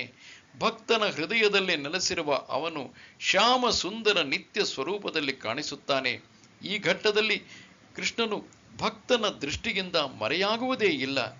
ಭಕ್ತನು ಭಗವಂತನನ್ನು ಕಾಣದೆ ಹೋಗುವುದೇ ಇಲ್ಲ. ಭಗವಂತನನ್ನು ಹೃದಯದಲ್ಲಿರುವ ಪರಮಾತ್ಮನೆಂದು ಕಾಣುವ ಯೋಗಿಗೂ ಈ ಮಾತು ಅನ್ವಯಿಸುತ್ತದೆ. ಇಂತಹ ಯೋಗಿಯು ಪರಿಶುದ್ಧ ಭಕ್ತನಾಗುತ್ತಾನೆ. ಅವನು ತನ್ನೊಳಗಿನ ಭಗವಂತನನ್ನು ಕಾಣದೆ ಒಂದು ನಿಮಿಷವೂ ಬದುಕಲಾರ. ಸರ್ವಭೂತಸ್ಥಿತಂ ಯೋ ಮಾಂ ಭಜತ್ಯೇಕತ್ವಮಾಸ್ಥಿತಃ ಸರ್ವಥಾ ವರ್ತಮಾನೋಪಿ ಸ ಯೋಗಿ ಮಯಿ ವರ್ತತೆ. ನಾನು ಮತ್ತು ಪರಮಾತ್ಮನು ಒಂದೇ ಎಂದು ತಿಳಿದು ಸದಾ ಪರಮಾತ್ಮನ ಭಕ್ತಿಪೂರ್ವಕ ಸೇವೆಯಲ್ಲಿ ತೊಡಗಿರುವ ಯೋಗಿಯು ಎಲ್ಲ ಸನ್ನಿವೇಶಗಳಲ್ಲಿಯೂ ನನ್ನಲ್ಲಿಯೇ ಇರುತ್ತಾನೆ. ಪರಮಾತ್ಮನ ಧ್ಯಾನದಲ್ಲಿ ಮಗ್ನನಾದ ಯೋಗಿಯು ಶಂಖ, ಚಕ್ರ, ಗದೆ ಮತ್ತು ಪದ್ಮಗಳನ್ನು 4 ಕೈಗಳಲ್ಲಿ ಹಿಡಿದ ವಿಷ್ಣುವನ್ನು ಕೃಷ್ಣನ ಸ್ವಾಂಶ ಭಾಗವಾಗಿ ತನ್ನಲ್ಲಿ ಕಾಣುತ್ತಾನೆ. ವಿಷ್ಣುವು ಕೃಷ್ಣನಿಂದ ಭಿನ್ನವಲ್ಲ ಎಂದು ಯೋಗಿಗೆ ತಿಳಿದಿರಬೇಕು. ಪರಮಾತ್ಮನ ಸ್ವರೂಪದಲ್ಲಿ ಕೃಷ್ಣನು ಪ್ರತಿಯೊಬ್ಬರ ಹೃದಯದಲ್ಲಿಯೂ ನೆಲೆಸಿದ್ದಾನೆ. ಅಲ್ಲದೆ ಜೀವಿಗಳ ಅಸಂಖ್ಯಾತ ಹೃದಯಗಳಲ್ಲಿ ಇರುವ ಅಸಂಖ್ಯಾತ ಪರಮಾತ್ಮರಲ್ಲಿ ವ್ಯತ್ಯಾಸವಿಲ್ಲ. ಸದಾ ಕೃಷ್ಣನ ದಿವ್ಯ ಪ್ರೇಮ ಸೇವೆಯಲ್ಲಿ ತೊಡಗಿರುವ ಕೃಷ್ಣ ಪ್ರಜ್ಞೆಗಿರುವ ಮನುಷ್ಯನಿಗೂ ಪರಮಾತ್ಮನ ಧ್ಯಾನದಲ್ಲಿ ತೊಡಗಿರುವ ಪರಿಪೂರ್ಣ ಯೋಗಿಗೂ ವ್ಯತ್ಯಾಸವಿಲ್ಲ. ಕೃಷ್ಣ ಪ್ರಜ್ಞೆಗಿರುವ ಯೋಗಿಯು ಐಹಿಕ ಅಸ್ತಿತ್ವದಲ್ಲಿ ಇರುವಾಗ ವಿವಿಧ ಚಟುವಟಿಕೆಗಳಲ್ಲಿ ತೊಡಗಿರಬಹುದು, ಆದರೂ ಅವನು ಸದಾ ಕೃಷ್ಣನಲ್ಲಿ ನೆಲೆಸಿರುತ್ತಾನೆ. ಶ್ರೀರೂಪ ಗೋಸ್ವಾಮಿಯವರ ಭಕ್ತಿರಸಾಮೃತ ಸಿಂಧುವಿನಲ್ಲಿ ಇದನ್ನು ದೃಢಪಡಿಸಿದೆ. ನಿಖಿಲಾಸ್ವಪ್ಯವಸ್ಥಾತು ಜೀವನ್ಮುಕ್ತ ಸ ಉಚ್ಯತೆ. ಸದಾ ಕೃಷ್ಣ ಪ್ರಜ್ಞೆಯಲ್ಲಿ ಕರ್ಮ ಮಾಡುವ ಭಗವಂತನ ಭಕ್ತನು ಸಹಜವಾಗಿಯೇ ಮುಕ್ತನಾಗಿರುತ್ತಾನೆ. ನಾರದ ಪಂಚರಾತ್ರದಲ್ಲಿ ಇದನ್ನು ಹೀಗೆ ದೃಢಪಡಿಸಿದೆ: ಧಿಕ್ಕಾಲಾಧ್ಯ ನವಚ್ಛಿನ್ನೆ ಕೃಷ್ಣೇ ಚೇತೋ ವಿಧಾಯ ಚ ತನ್ಮಯೋ ಭವತಿ ಕ್ಷಿಪ್ರಂ ಜೀವೋ ಬ್ರಹ್ಮಣಿ ಯೋಜಯೇತ್. ಕೃಷ್ಣನು ಸರ್ವಾಂತರ್ಯಾಮಿ ಮತ್ತು ಕಾಲ ದೇಶಗಳನ್ನು ಮೀರಿದವನು. ಅವನ ದಿವ್ಯ ರೂಪದಲ್ಲಿ ಗಮನವನ್ನು ಕೇಂದ್ರೀಕರಿಸುವುದರಿಂದ ಮನುಷ್ಯನು ಕೃಷ್ಣ ಚಿಂತನೆಯಲ್ಲಿ ಮಗ್ನನಾಗುತ್ತಾನೆ. ಅನಂತರ ಕೃಷ್ಣನ ದಿವ್ಯ ಸಹವಾಸದ ಆನಂದ ಸ್ಥಿತಿಯನ್ನು ಪಡೆಯುತ್ತಾನೆ. ಯೋಗಾಭ್ಯಾಸದಲ್ಲಿ ಕೃಷ್ಣ ಪ್ರಜ್ಞೆಯು ಸಮಾಧಿಯ ಅತ್ಯುನ್ನತ ಹಂತ. ಕೃಷ್ಣನು ಪ್ರತಿಯೊಬ್ಬರ ಹೃದಯದಲ್ಲಿಯೂ ಪರಮಾತ್ಮನಾಗಿ ನೆಲೆಸಿದ್ದಾನೆ ಎನ್ನುವ ಅರಿವೇ ಯೋಗಿಯನ್ನು ದೋಷರಹಿತನನ್ನಾಗಿ ಮಾಡುತ್ತದೆ. ಭಗವಂತನ ಈ ಗ್ರಹಿಕೆಗೆ ಮೀರಿದ ಶಕ್ತಿಯನ್ನು ವೇದಗಳು ಗೋಪಾಲತಾಪನಿ ಉಪನಿಷತ್ತಿನಲ್ಲಿ ಹೀಗೆ ದೃಢಪಡಿಸುತ್ತವೆ: ಏಕೋಪಿ ಸನ್ ಬಹುಧಾ ಯೋವಭಾತಿ. ಭಗವಂತನು ಒಬ್ಬನೇ ಆದರೂ ಅಸಂಖ್ಯಾತ ಹೃದಯಗಳಲ್ಲಿ ಬಹುವಾಗಿ ಅವನು ಇದ್ದಾನೆ. ಹಾಗೆಯೇ ಸ್ಮೃತಿ ಶಾಸ್ತ್ರದಲ್ಲಿ ಹೀಗೆ ಹೇಳಿದೆ, ಏಕ ಏವ ಪರೋ ವಿಷ್ಣು ಸರ್ವವ್ಯಾಪಿ ನ ಸಂಶಯ ಐಶ್ವರ್ಯಾದ್ ರೂಪಂ ಏಕಂ ಚ ಐಶ್ವರ್ಯಾದ್ ರೂಪಂ ಏಕಂ ಚ ಸೂರ್ಯವತ್ ಬಹುಧೇಯತೆ. ವಿಷ್ಣುವು ಒಬ್ಬನೇ, ಆದರೂ ಅವನು ನಿಶ್ಚಯವಾಗಿ ಸರ್ವವ್ಯಾಪಿ. ಗ್ರಹಿಕೆಗೆ ಮೀರಿದ ಅವನ ಶಕ್ತಿಯಿಂದ ಸೂರ್ಯನು ಬಹುಸ್ಥಳಗಳಲ್ಲಿ ಒಂದೇ ಕಾಲದಲ್ಲಿ ಕಾಣಿಸುವಂತೆ ತನಗೆ ಒಂದೇ ರೂಪವಿದ್ದರೂ ಎಲ್ಲೆಲ್ಲೂ ಇದ್ದಾನೆ. ಆತ್ಮೌಪಮ್ಯೇನ ಸರ್ವತ್ರ ಸಮಂ ಪಶ್ಯತಿ ಯೋರ್ಜುನ ಸುಖಂ ವಾ ಯದಿ ವಾ ದುಃಖಂ ಸ ಯೋಗಿ ಪರಮೋ ಮತಃ. ಅರ್ಜುನ, ಎಲ್ಲ ಜೀವಿಗಳನ್ನು ತನ್ನೊಡನೆ ಹೋಲಿಸಿಕೊಂಡು ಅವರ ಸುಖ ದುಃಖಗಳಲ್ಲಿ ನಿಜವಾಗಿ ಯಾರು ಸಮತ್ವವನ್ನು ಕಾಣುವನೋ ಅವನೇ ಪರಿಪೂರ್ಣ ಯೋಗಿ. ಕೃಷ್ಣ ಪ್ರಜ್ಞೆಯಲ್ಲಿ ಇರುವವನು ಪರಿಪೂರ್ಣ ಯೋಗಿ. ತನ್ನ ವೈಯಕ್ತಿಕ ಅನುಭವದಿಂದಾಗಿ ಅವನಿಗೆ ಪ್ರತಿಯೊಬ್ಬರ ಸುಖ ಮತ್ತು ದುಃಖದ ಅರಿವಿದೆ. ಜೀವಿಯ ಯಾತನೆಯ ಕಾರಣವೆಂದರೆ ಭಗವಂತನೊಡನೆ ತನ್ನ ಬಾಂಧವ್ಯವನ್ನು ಮರೆತಿರುವುದು. ಸುಖದ ಕಾರಣವೆಂದರೆ ಕೃಷ್ಣನೇ ಮನುಷ್ಯನ ಎಲ್ಲ ಚಟುವಟಿಕೆಗಳ ಪರಮ ಭೋಕ್ತಾರನು, ಎಲ್ಲ ಲೋಕಗಳ ಮತ್ತು ಗ್ರಹಗಳ ಒಡೆಯನು, ಎಲ್ಲ ಜೀವಿಗಳ ಅತ್ಯಂತ ಪ್ರಾಮಾಣಿಕ ಮಿತ್ರನು ಎನ್ನುವ ಅರಿವು ಇರುವುದು. ಐಹಿಕ ಪ್ರಕೃತಿಯ ತ್ರಿಗುಣಗಳಿಂದ ಬದ್ಧನಾದ ಜೀವಿಯು ಕೃಷ್ಣನೊಡನೆ ತನ್ನ ಬಾಂಧವ್ಯವನ್ನು ಮರೆಯುತ್ತಾನೆ. ಇದರಿಂದ ತ್ರಿವಿಧ ಐಹಿಕ ದುಃಖಗಳಿಗೆ ಗುರಿಯಾಗುತ್ತಾನೆ. ಈ ಸಂಗತಿಯನ್ನು ಪರಿಪೂರ್ಣ ಯೋಗಿಯು ತಿಳಿದಿರುತ್ತಾನೆ. ಕೃಷ್ಣ ಪ್ರಜ್ಞೆಯಲ್ಲಿ ಇರುವವನು ಸುಖವಾಗಿರುತ್ತಾನೆ. ಆದುದರಿಂದ ಕೃಷ್ಣ ಜ್ಞಾನವನ್ನು ಎಲ್ಲರಿಗೆ ಹಂಚಲು ಪ್ರಯತ್ನಿಸುತ್ತಾನೆ. ಕೃಷ್ಣ ಪ್ರಜ್ಞೆಯನ್ನು ಬೆಳೆಸಿಕೊಳ್ಳುವುದರ ಮಹತ್ವವನ್ನು ಪ್ರಸಾರ ಮಾಡಲು ಸಂಪೂರ್ಣ ಯೋಗಿಯು ಪ್ರಯತ್ನಿಸುವುದರಿಂದ ಜಗತ್ತಿನಲ್ಲಿ ಅವನೇ ಅತ್ಯಂತ ಶ್ರೇಷ್ಠ ಪರೋಪಕಾರಿ. ಅವನೇ ಭಗವಂತನಿಗೆ ಅತ್ಯಂತ ಪ್ರೀತಿಪಾತ್ರನಾದ ಸೇವಕ. ನಚ ತಸ್ಮಾನ್ ಮನುಷ್ಯೇಷು ಕಶ್ಚಿನ್ಮೇ ಪ್ರಿಯಕೃತ್ತಮಃ. ಗೀತೆಯಲ್ಲಿ ಹೇಳಿರುವಂತೆ ಭಗವಂತನ ಭಕ್ತನು ಸದಾ ಎಲ್ಲ ಜೀವಿಗಳ ಕಲ್ಯಾಣಕ್ಕೆ ಗಮನ ಕೊಡುತ್ತಾನೆ. ಈ ರೀತಿಯಲ್ಲಿ ಅವನು ನಿಜವಾಗಿ ಎಲ್ಲರ ಸ್ನೇಹಿತ. ಅವನು ಯೋಗದಲ್ಲಿ ಪರಿಪೂರ್ಣತೆಯನ್ನು ಬಯಸುವುದು ತನ್ನ ವೈಯಕ್ತಿಕ ಲಾಭಕ್ಕಾಗಿ ಅಲ್ಲ, ಇತರರಿಗೆ ನೆರವಾಗಲು ಪ್ರಯತ್ನಿಸುತ್ತಾನೆ. ಆದ್ದರಿಂದ ಅವನು ಶ್ರೇಷ್ಠ ಯೋಗಿ. ಆತನಿಗೆ ಸಹಜೀವಿಗಳಲ್ಲಿ ಅಸೂಯೆ ಇಲ್ಲ. ಭಗವಂತನ ಪರಿಪೂರ್ಣ ಭಕ್ತನಿಗೂ ತನ್ನ ವೈಯಕ್ತಿಕ ಮೇಲ್ಮೆಯಲ್ಲಿ ಮಾತ್ರ ಆಸಕ್ತನಾದ ಯೋಗಿಗೂ ವ್ಯತ್ಯಾಸ ಇಲ್ಲಿದೆ. ಪರಿಪೂರ್ಣ ಧ್ಯಾನಕ್ಕಾಗಿ ಏಕಾಂತ ಸ್ಥಳಕ್ಕೆ ಹೊರಟು ಹೋದ ಯೋಗಿಯು ಪ್ರತಿಯೊಬ್ಬ ಮನುಷ್ಯನ ಮನಸ್ಸನ್ನು ಕೃಷ್ಣ ಪ್ರಜ್ಞೆಯತ್ತ ತಿರುಗಿಸಲು ತನ್ನಿಂದಾದಷ್ಟು ಶ್ರಮಿಸುವ ಭಕ್ತನಷ್ಟು ಪರಿಪೂರ್ಣನಾಗಿ ಇಲ್ಲದಿರಬಹುದು. ನಮಸ್ತೆ ಶಾರದೆ ದೇವಿ ಕಾಶ್ಮೀರ ಪುರವಾಸಿನಿ ತ್ವಾಮಹಂ ಪ್ರಾರ್ಥಯೇ ನಿತ್ಯಂ ವಿದ್ಯಾದಾನಂಚ ದೇಹಿಮೆ. ನಮಸ್ಕಾರ.